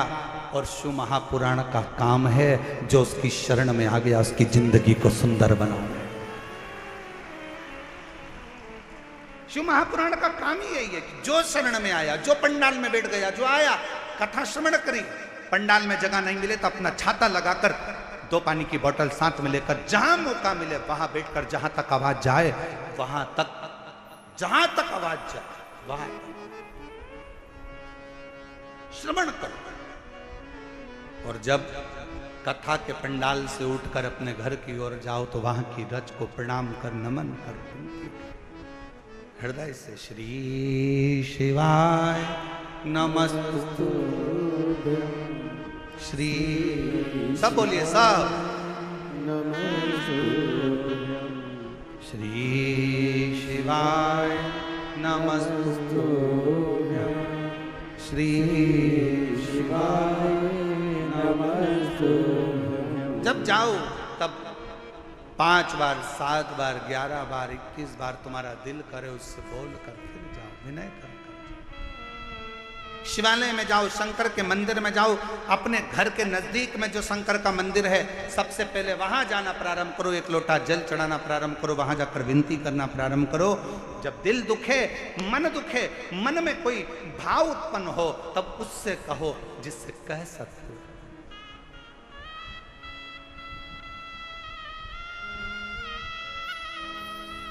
जिससे बोल सकते।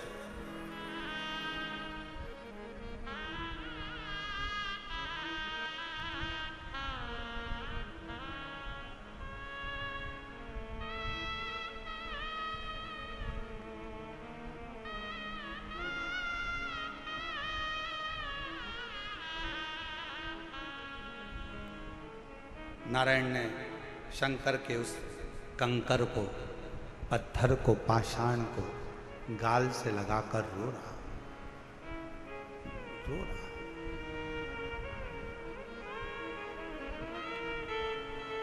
अब जिद पकड़ ली, बच्चा है, जिद्दी करता है,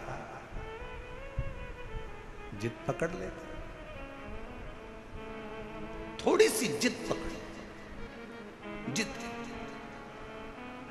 और क्या जिद पकड़ी नारायण ने कि पिताजी, जैसे दुनिया के बच्चों के बाप होते हैं वैसे मुझे अपने पापा को देखना है, अपने पिता को देखना है, अपने बाबू को देखना।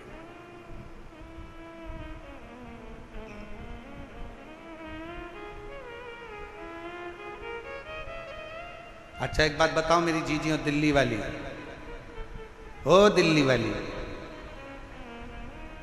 एक बात बताइएगा, छोटा बच्चा जिद करेगा चल जाएगा, और वही बच्चा जब बड़ा हो जाए 40 साल का, 45 साल का, 42 साल का हो जाए और वो जिद करे तो अच्छा लगे क्या? बोलो तो जम के, आवाज नहीं आई है, जरा जम के बोलो, नहीं लगे। छोटा है जिद करे चलेगा, बड़ा हो गया जिद करेगा नहीं चलेगा। शिव महापुराण की कथा कहती है तुम शंकर जी के मंदिर में शंकर को जल चढ़ाने जाओ तो उसको अपना पिता मानो, और तुम कितनी भी तुम्हारी उम्र हो, 60 साल, 70 साल, 75 साल, 80 साल, 40 साल, 45 साल, 50 साल, 20 साल, 25 साल, तुम्हारी कितनी भी उम्र हो, तुम अपने आप को छोटा बच्चा समझना और शंकर को अपना पिता समझना। उस बाप के आगे अगर जिद करोगे तो तुम्हारा दुख उस बाप को काटना ही पड़ेगा, तुम्हारा दुख उस पिता को काटना ही पड़ेगा, वो काटे।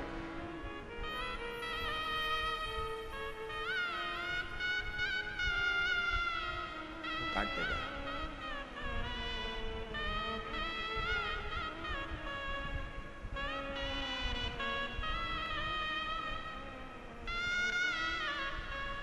अब कहोगे तो वो दुख काटे। अब बच्चा जिद पकड़ कर बैठा है, मेरे पिता के जैसे दुनिया के बाप जैसे होते हैं, दुनिया के पिता जैसे होते हैं, मेरे पिता का मुझे वैसा दर्शन करना, जिद पर अड़ गए।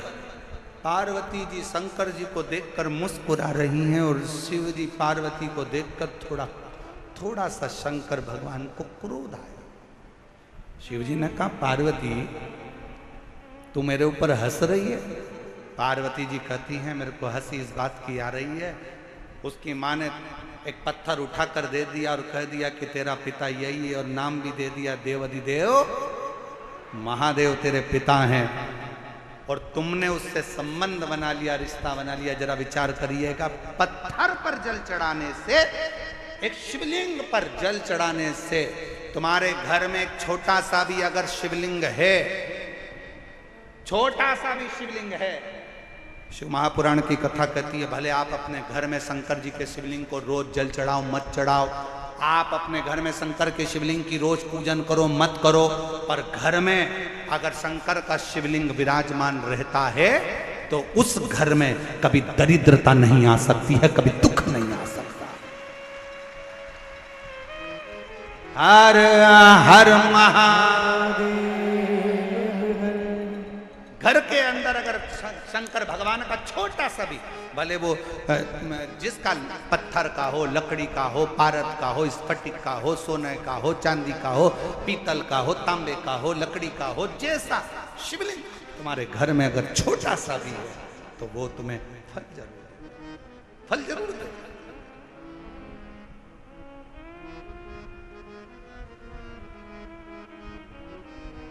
सबका किया है मेरा भी उद्धार कीजिए। आप भी बोलो, जितने बैठे हैं कथा के पंडाल में, जो बाहर भी बैठे हैं कथा के पंडाल से, जो बाहर बैठकर कथा सुन रहे हैं, वो भी बोले महादेव चरण, महादेव नमन चरणों में स्वीकार कीजिए। सबका किया है मेरा भी उद्धार कीजिए, उद्धार कीजिए।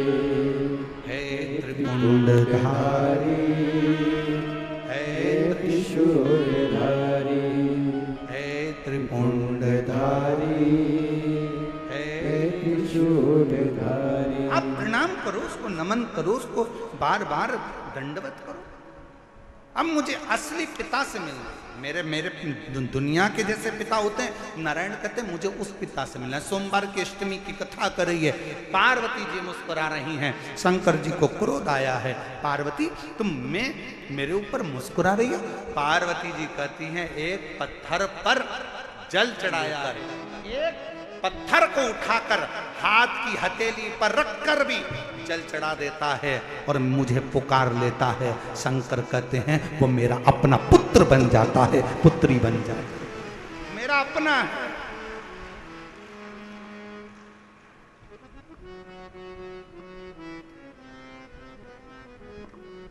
कितना सुंदर कहा है। अगर कभी कभी प्रवास में रहते हो ना, कहीं कहीं जा रहे हो, कहीं कहीं तुम लोग सफर कर रहे हो, 2 दिन 3 दिन का सफर है, शंकर जी की पूजन नहीं कर पाए, एक लोटा जल नहीं चढ़ा पाए, कोई बात नहीं, अपनी शिवलिंग मुद्रा अपने हाथ पर बनाओ और शिवलिंग मुद्रा बनाकर श्री शिवाय नमस्तु, श्री शिवाय नमस्तु।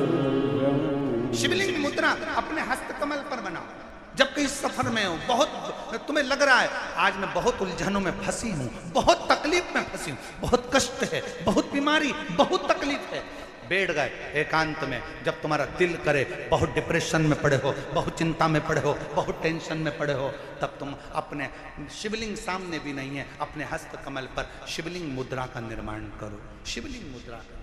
और शिवलिंग मुद्रा का निर्माण कर कर दिल से बाबा को मुस्कुराते हुए बड़े भाव से श्री शिवाय नमस्तु, श्री शिवाय नमस्तु, श्री शिवाय नमस्तु, श्री शिवाय नमस्तु। शिवलिंग मुद्रा का निर्माण कर कर शंकर को पुकारो।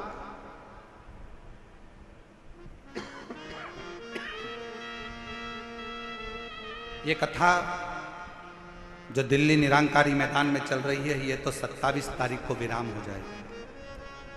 30 तारीख से 30 मई से 5 जून तक लातूर महाराष्ट्र में 2 बजे से 5 बजे तक जो शिव महापुराण की कथा होगी, उसमें शंकर जी की बेटियों के नाम से शिवपुत्री शिव महापुराण की कथा लातूर में होगी। उसमें शंकर जी की तीसरे नंबर की बेटी, क्या नाम है? श्यामली बारी। शंकर जी की कितनी लड़कियां हैं? 6। शिव जी की कितनी लड़कियां हैं? 6। जया, साथ में बोलो, जया, विषहरा, श्यामली बारी, दौतली, देव, और 6ठे नंबर की अशोक सुंदर। तीसरे नंबर की बेटी क्या नाम है? श्यामली बारी। जब लातूर में आप और हम शिवपुत्री शिव महापुराण की कथा को सुनेंगे लातूर से दोपहर में 2 बजे से 5 बजे तक। 30 मई से 5 जून तक कथा का जब लाभ लेंगे तो उसमें आप शंकर जी की तीसरे नंबर की बेटी श्यामली बारी का चरित्र सुने। श्यामली बारी क्या करती थी आप उस कथा में जब श्रवण करेंगे लातूर में शिवपुत्री शिव महापुराण कथा में श्यामली बारी क्या करती थी। एक असुर आया, असुर ने श्यामली बारी का जब हाथ पकड़ा उसको ले जाकर एक कक्ष में बंधन बना दिया।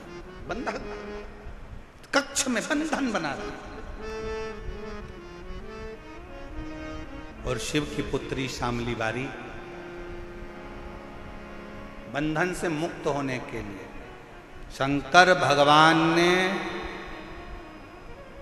शिव जी का पूरा चरित्र उठाकर देखिए। शंकर भगवान की बेटियों के ऊपर जब जब किसी असुर ने संहार करना चाहा, किसी राक्षस ने शंकर की बेटी को छूना चाहा या शंकर जी की धर्म पत्नी को छूना चाहा, शंकर जी ने उसका अंत नहीं करा। स्वयं पार्वती जी को छुआ तो पार्वती जी ने अंत करा और शंकर जी की बेटियों को छुआ तो बेटियों ने अंत करा। ये सीख दे रही है शिव महापुराण की कथा। अपनी बेटी को शिक्षा दो, शास्त्र पढ़ाओ, पर साथ में अपनी बेटी को शस्त्र की भी शिक्षा दीजिए कि वक्त पड़ने पर शस्त्र भी चला सके।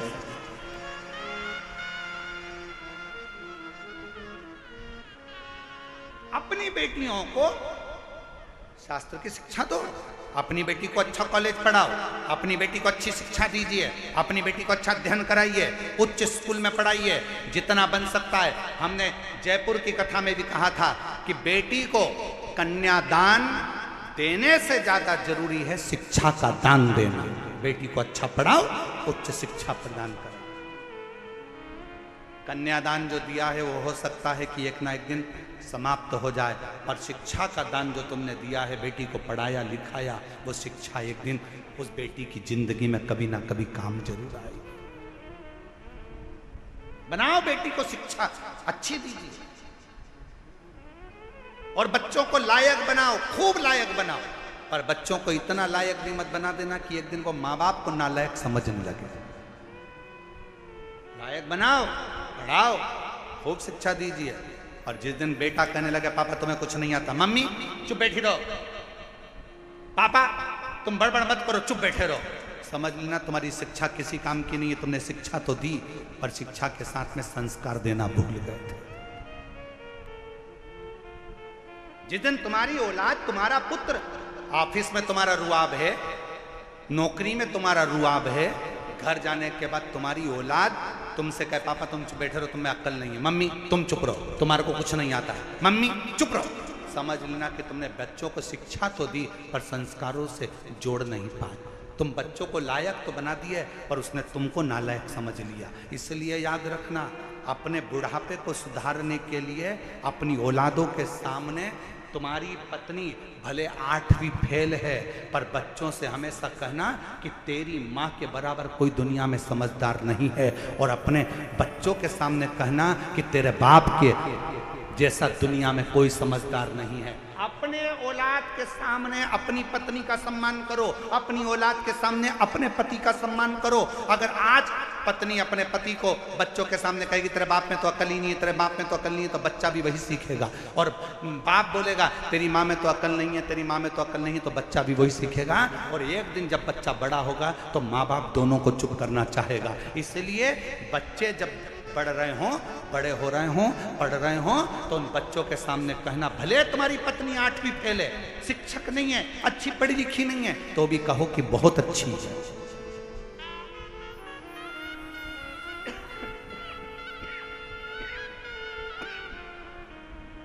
कहो उसमें विद्वत्ता।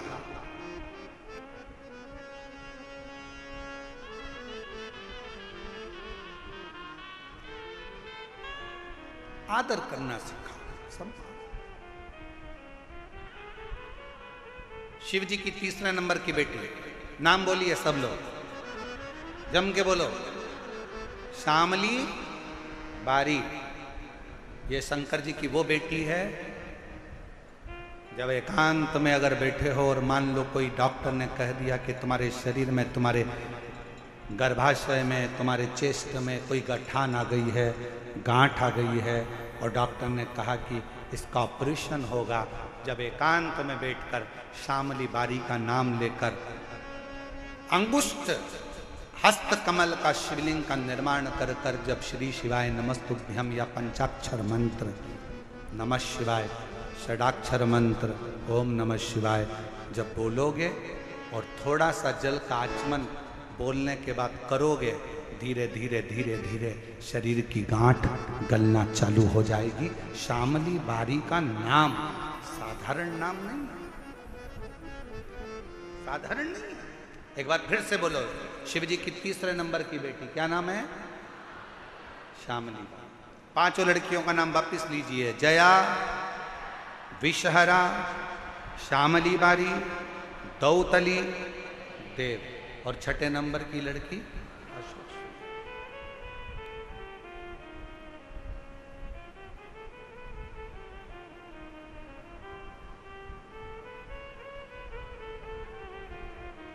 शिव तत्व महाराज, शिव को पुकारा नारायण ने, शंकर मेरे पिता, मेरे और शिव ने ऐसी करुणा करी, मेरे ओघड़दानी, उस कंकर में से, उस पत्थर में से मेरा देव अधिदेव महादेव उस नारायण के लिए असली स्वरूप में प्रकट होकर उसको गोदी में खिलाते हैं, उसको अपने हृदय से लगाते हैं। वो मेरा कौन कहता है कि ये कंकर कंकर है? हम कहते हैं कि अगर दिल से पूछो तो वो शंकर है। कुबरेश्वर धाम का इसलिए कंकर पूजा जाता है क्योंकि वो शंकर का एक प्रतिबिंब, प्रतीक, शिव का। शिव कथा कर रही है, नारायण को शंकर भगवान अपने असली स्वरूप में आकर दर्शन दे देते हैं और उसको पिता के एक प्रेम जो पुत्र का होता है वो प्रेम दे देते हैं। वो जैसे देवराज नाम का ब्राह्मण गलत कृत्य करते भी मर गया तो भी शंकर के मंदिर में 2 क्षण की शिव पुराण कथा सुनना, बेलपत्र के वृक्ष के नीचे प्राणों को त्यागना और बाद में शिव का धाम प्राप्त करना, उसी तरह जैसे बिंदु चंचुला देवी का पति प्रेत की योनि में पड़ जाता है, चंचुला बिलखती।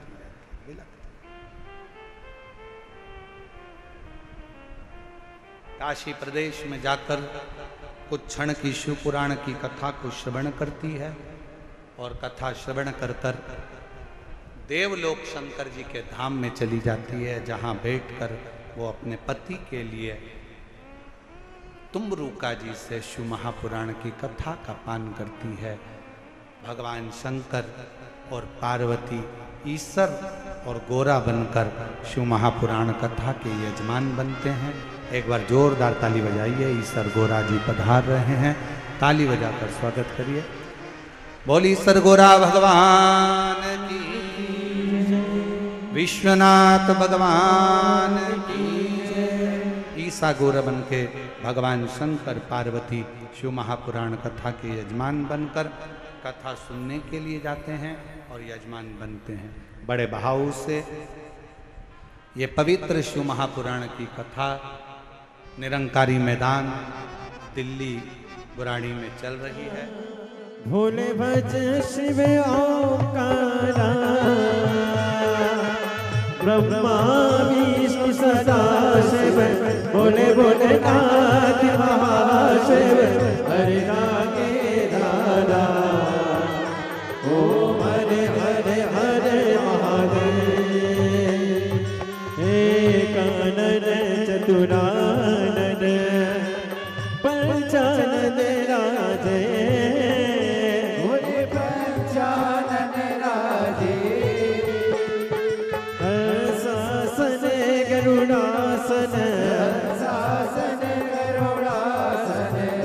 वाहन साधे ओम हर हर हर महादेव। दो भुज चार चतुर भुज 10 फुट अति सोहे बोले 10 फुट अति सोहे। तीनों रूप निरखता विभुवन जन मोहे ओम हर हर हर महादेव। अक्षमाला वनमाला मुनिमाला रारी बोले मुनिमाला रारी। त्रिपुरारी कैसारे करमाला रानी ओम हर हर हर महादेव। श्वेतांबर पीतांबर बागांबर अंगे बोले बागांबर अंगे। सनकादिक गरुडादिक ब्रह्मादिक भूतादिक संगे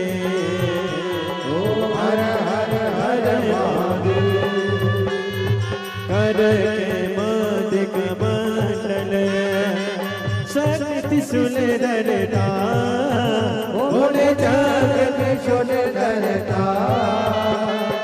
जग करता जग हरता जग करता जग हरता जग पालन करता ओम हर हर हर महादेव। ब्रह्मा विष्णु सदा शिव जानत अविवेका बोले जानत अविवेका। प्रणयाक्षर के माते ओम अक्षर के माते ये तीनों एका ओम हर हर हर महादेव। काशी में विश्वनाथ विराजे नदीम बेचारे बोले नदीम बेचारे। नित्य उठी दर्शन पावत रुचि भोग लगावत महिमा तिवारी ओम हर हर हर महादेव। त्रिगुणी स्वामी की आरती जो कोई नर गावे बोले जो कोई नर गावे। शिवानंद स्वामी जपत हरार स्वामी सुख संपत्ति पावे ओम हर हर हर महादेव। शिव ओंकारा बोले भज शिव ओंकारा बोले पार्वती का प्यारा बोले ऊपर जलधारा बोले ओढ़े रखचाला बोले बाग पियन वाला बोले 3 नयन वाला बोले 1 नयन वाला बोले भक्तन बंजीवाला बोले मैं तो अब प्यासा ब्रह्मा विष्णु सदा शिव बोले भोलेनाथ महाशिव हरे राके दाना ओम हर हर हर महादेव। बोले गौरव करुणावतार हजार साल प्रभु के दया सदा वसंतम ज्ञान वेदे भवानी से कतमा अक्षरम केशव नाम नारायण कृष्ण दामोदर वासुदेव विदर्भ भागवम गोपाल जानकी हरे राम राम हरे हरे कृष्ण कृष्ण हरे हरे राम हरे कृष्ण कृष्ण हरे हरे। कसुसनाथ भगवान की जय कुबेर महादेव की जय। हरि ओम जतनेन जतनमय जम तदेवास्तानि धर्मा। श्री शिवाय नमस्तुभ्यम। हर हर महादेव। निरंकारी मैदान में जो 7 दिवसीय शिव महापुराण की कथा प्रारंभ हुई है, वह कथा कल प्रथम दिवस में आंधी तूफान आने के कारणवश द्वितीय दिवस की जो कथा है वो रोकी गई है, जिससे पंडाल व्यवस्था और अन्य व्यवस्थाएं अच्छे से हो जाएं। तृतीय दिवस की कथा का समय रोज प्रतिदिन का समय बदला गया है। कथा का समय शाम को 6 बजे से रात्रि को 9 बजे तक निरंकारी मैदान में प्रतिदिन शिव महापुराण की कथा प्रारंभ होगी और आनंद से आप और हम श्रवण करेंगे। केवल एक दिवसीय द्वितीय दिवस की कथा, आज की कथा को रोका गया है जिससे पंडाल व्यवस्था और अन्य व्यवस्थाएं सुचारू रूप से हो सके और सारी व्यवस्थाएं अच्छी हों। आंधी तूफान के कारणवश जो पंडाल नीचे गिर गए थे उनको सुचारू रूप से दुर्बा एक बेलपत्र जो सोमवार की अष्टमी के दिन नंदीश्वर का स्पर्श कराकर, नंदी का स्पर्श कराकर, जलाधारी का स्पर्श कराकर शिवलिंग के ऊपर समर्पित कर देता है, उसको जो वर प्राप्त होता है और घर प्राप्त होता है वह अच्छा ही प्राप्त होता है। अदालत तक नहीं जाना पड़ता, तलाक तक बात नहीं पहुंचती और उसके घर में सुख और समृद्धि रहती। क्या क्या चढ़ाना है जम के बोलो जरा। एक दुर्बा और एक बेलपत्र। बहुत दिन सोमवार की अष्टमी, भगवान शिव की आराधना का दिन है सोमवार की अष्टमी, जिस दिन माता पार्वती और भगवान शिव का मिलन हुआ। अब नरहरि सुनार ने कहा कि विवाह हो तो ऐसा हो, तो गंगा नाम की कन्या के साथ उनका विवाह हो गया। विवाह होने के बाद में माता पिता ने सारा सोने चांदी का काम अपने बेटे को दे दिया। बेटा सोने चांदी का काम करने लगा, समय व्यतीत होने लगा, समय जाने लगा। नरहरि सुनार आज तक किसी मंदिर के अंदर दर्शन करने नहीं गया। केवल अगर दर्शन करे तो महादेव के करे, पूजन करी तो महादेव की करी, आराधना करी तो महादेव की करी, अर्चना करी तो महादेव की करी। कभी पंढरपुर में रहने के बाद भी हरि विठ्ठल का दर्शन करने नहीं गया। अब भगवान की लीला देखिए कितनी विचित्र है। हरि विठ्ठल के सिर पे शिवलिंग, करें दर्शन? अरे बोलो तो जम के करें ना। दुनिया का केवल एक ही भगवान विष्णु का मंदिर ऐसा है जिनके सिर पर शिवलिंग है। कौन है वो? पांडुरंगा हरि विठ्ठल, जिनके सिर पे शिवलिंग। अब नारायण कमर पे हाथ रखकर खड़े थे, शिवलिंग ऊपर। शिवरात्रि का दिन था। मल्लिकार्जुन के मंदिर में नरहरि सुनार शिव जी की आराधना कर रहे थे। ऊपर महादेव बैठे बैठे हरि विठ्ठल से बातें कर रहे थे। हरि विठ्ठल ने आज महादेव से कहा, देखो प्रभु, कितने भक्त दर्शन के लिए आते हैं, कामना लेकर आते हैं, और ललकता देखिए इन भक्तों की, इनके भीतर कितना विश्वास, कितनी दृढ़ता। घंटों तक लाइन लगाते हैं तब जाकर मेरा दर्शन पाते हैं। इतने में महादेव जी जो ऊपर बैठे थे उन्होंने कह दिया हरि विठ्ठल से, सारी दुनिया के लोग तेरा दर्शन करने आते हैं, पर तेरी नगरी में एक रहता है नरहरि सुनार। ना तो उसका बाप तेरा दर्शन करने आया पिताजी, और ना वो आज तक दर्शन करने आया। अब बताओ हरि विठ्ठल, ये कोई अच्छी बात है कि घर में ही कोई रहे और तुम्हारा दर्शन ना कर पाई? अच्छी बात। हरि विठ्ठल ने कहा, आप चिंता मत करो, वो भी थोड़े दिन में अगली एकादशी पर मेरे मंदिर में मिलेगा, ये पक्का है। अगली एकादशी पर? हाँ पक्का। शंकर भगवान ने कहा वो केवल एक की आराधना करता है, किसी मंदिर में आज तक नहीं गया। भगवान विठ्ठल बोले अब तुम देखो, वो मेरे मंदिर में मिलेगा, अभी तुम देखो तो सही। अब हरि विठ्ठल और महादेव दोनों की बात हो गई। अब इतने में एक साहूकार पहुंच गया सुनार के यहाँ। सुनार के यहाँ जाकर कहा, नरहरि, ए नरहरि। नरहरि सुनार ने पूछा, भैया तुम कौन हो? मैं पास के गांव का साहूकार हूँ, मेरे घर में बेटे ने जन्म लिया है। मेरे घर में बेटे ने जन्म लिया है? अच्छा, बहुत अच्छी बात है, बेटा जन्मा, आपको बधाई बहुत बहुत। अरे नरहरि, बेटे ने जन्म लिया है, मैंने हरि विठ्ठल से प्रार्थना करी थी जिस दिन मेरे घर में बेटा हो जाएगा उनके कमर में कमर का पट्टा बनवाऊंगा सोने का, रतन जड़ित, और मैं हरि विठ्ठल को पहनाऊंगा। मेरा मन है वो सोने का पट्टा तुम बना दो। नरहरि दास ने हाथ जोड़कर कहा, तुम किसी दूसरे सुनार के यहाँ चले जाओ, मैं नहीं बनाऊंगा हरि विठ्ठल का पट्टा, मैं नहीं बनाऊंगा, तुम किसी दूसरे के यहाँ चले जाओ। मैं तो केवल एक कोई भजता हूं। किसको? जम के तो बोलो जरा। महादेव को। मैं नहीं बनाऊंगा, अरे कमर का पट्टा नहीं बनाओगे? हाँ, तुम्हारा तो काम है सोने का पट्टा बनाना, उसमें क्या दिक्कत है?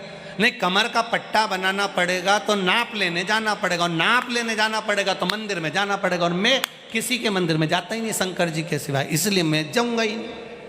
इतने में साहूकार ने कहा, अगर मान लो नाप हम ला कर दे दें भगवान की कमर का तो बना दोगे ना? नरहरि सुनार ने कहा, उसमें क्या दिक्कत है, तुम नाप ला कर दो, मैं बना दूंगा। साहूकार जी पहुंचे, पंडित जी से कहा, महाराज जी भगवान की कमर का नाप दे दो। कमर का नाप ला के सुनार को दिया। सुनार ने भगवान का सुंदर पट्टा तैयार करा कमर का। ऐसा सुंदर पट्टा, ऐसा सुंदर पट्टा, ऐसा सुंदर पट्टा। आज साहूकार ने पीताम्बरी कपड़े पहनकर, बैंड बाजे ढोल बुलाकर, सिर पर चांदी की थाली में सोने का पट्टा रखकर भगवान हरि विट्ठल के मंदिर में एकादशी के दिन प्रवेश किया। प्रवेश कर कर ब्राह्मण देवता से कहा, विद्वत जन से कहा, ये सोने का पट्टा हरि विट्ठल को पिना दो। जो सोने का पट्टा हरि विट्ठल को पिनाया तो वो 4 उंगल बड़ा निकल गया। जैसे ही बड़ा तो पिनाते से नीचे लटक गया। जैसे ही लटका, साहूकार को गुस्सा आया कि बताओ, सुनार ने ये पट्टा बनाया और ऐसा बनाया कि 4 उंगल बड़ा है। पंडित जी पट्टा कितना बड़ा है? 4 उंगल बड़ा है। अभी दो अब्बी के अब्बी सही करवाता हूं। आज ही पिनाना है हरि विट्ठल को पट्टा, एकादशी को ही पिनाना है। पट्टा दिया साहूकार ने, अपने घर के पहचान वालों को दिया, इस पट्टे को कटवा के आओ, 4 उंगल कटवा के आ जाओ। इनने 4 उंगल का पट्टा कटवाया। जैसे ही जाकर साहूकार ने अपने आदमियों को भेजा और सुनार से कहा, ये पट्टा तो तुमने बड़ा बना दिया, मुझे लगता है तुम सोना ज़्यादा देकर पैसा ज़्यादा लेने वाले थे ना, इसलिए तुमने पट्टे का वजन बढ़ा दिया, 4 उंगल ज़्यादा बढ़ा दिया। इतने में सुनार ने कहा, मुझे तुम्हारे धन दौलत से मतलब नहीं है, मेरे पास बहुत काम रहता है, मैं क्यों बढ़ाऊंगा तुम्हारा सोना, मैं क्यों बढ़ाऊंगा तुम्हारा सोना। ले जाओ। पट्टे को 4 उंगल काटा, पट्टा फिर तैयार करा, पट्टा तैयार कर कर फिर दिया। फिर साहूकार ने पंडित जी को दिया। पंडित जी ने जो पट्टा कमर में भगवान के बांधा तो 4 उंगल छोटा हो गया। अब 4 उंगल छोटा हो गया। फिर साहूकार ने अपने व्यक्ति को भेजा, जाओ सुनार के पास में, नरहरि सुनार के पास में। जैसे ही लोग गए, जाकर कहा 4 उंगल छोटा हो गया पट्टा, कैसा कैसा काट दिया तुमने? कि मैंने तो सही काटा, तुमने कहा था 4 उंगल बड़ा है, काट दो, 4 उंगल छोटा कर दिया। वापिस पट्टे को बढ़ाओ, 4 उंगल फिर बढ़ा दिया, बढ़ा के फिर भेजा। भेजते से पट्टे को फिर पहनाया, फिर लटक गया, 4 उंगल बड़ा हो गया। अरे साहूकार बोले, काका सुनार करा, 4 उंगल बड़ा कर देता, 4 उंगल छोटा कर देता। एक काम करो, पंडित जी ने कहा सुनार कोई मंदिर में ले आओ, नाप वो लेगा यहीं पर और यहीं सही कर देगा। सुनार से कहा नरहरि से, चलो पांडुरंगा के मंदिर में, हरि विट्ठल के मंदिर में कमर का नाप तुम लो और वहीं पर चलकर सही करो। इतने में नरहरि ने कह दिया, मैं एक के मंदिर के सिवाय कहीं नहीं जाता, मैं कहीं जाऊंगा ही नहीं। तो एक काम तो कर सकते हो ना, तुम भगवान का दर्शन मत करना, आंखों पे पट्टी बांध देते तुम्हारी, नाप तो हाथ से लेना। नरहरि सुनार ने कहा, ये हो सकता है, तो मेरी आंख पे पट्टी बांध दो और मैं चलकर नाप ले लूँ। अब नरहरि की आंख पे पट्टी बांधी कि दर्शन करूंगा ही नहीं भगवान का, और पट्टी बांधकर नरहरि सुनार को मंदिर के अंदर ले गए। और मंदिर के अंदर जाते से नरहरि सुनार ने कहा, बताओ हरि विट्ठल की कमर कहाँ पर है? जो नरहरि सुनार कमर को हाथ लगाने लगे, हाथ लगाते लगाते नरहरि सुनार को लगा, ये तो मेरे महादेव मृगछाला पहन कर खड़े हुए हैं, ऐसा लग रहा है कि मेरा बाबा खड़ा हुआ है। पट्टी बंदी थी, विश्वास नहीं हो रहा था कि ये कौन है, तब माना नहीं दिल, तो नरहरि सुनार ने भगवान के शरीर को हाथ लगाना चालू करा। हाथ लगाया तो मालूम पड़ा कि एक हाथ में कमंडल है, दूसरे हाथ में त्रिशूल है। फिर हाथ लगाया चेहरे पर, गले के पास जो हाथ पहुंचा तो ऐसा लगा कि गले में सांप पड़ा हुआ है। नरहरि सुनार को लगा, आवाज लगाकर बोला, तुम तो विट्ठल का दर्शन करा रहे थे, विट्ठल के कमर का पट्टा बनवा रहे थे, ये तो मेरे बाबा महादेव हैं। साहूकार बोला, पागल हो गए हो नरहरि सुनार, विट्ठल हैं, नरहरि सुनार बोले बाबा भोलेनाथ हैं, विट्ठल हैं, बाबा भोलेनाथ हैं। इतने में नरहरि सुनार ने सिर पे बंधी हुई आंख की पट्टी को जो खोला, सामने विट्ठल ही खड़े थे। नरहरि सुनार ने वापिस बांध लिया, वापिस पट्टी को बांधा, ये तो विट्ठल हैं।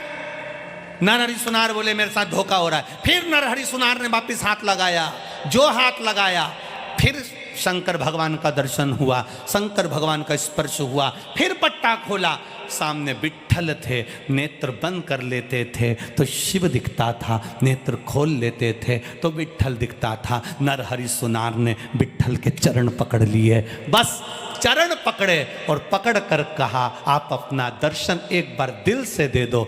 जो शीश चरण में झुकाया, झुकाते से ही नारायण के चरण में दोनों का दर्शन, नरहरि सुनार को शिव और हरि का दर्शन हो रहा था।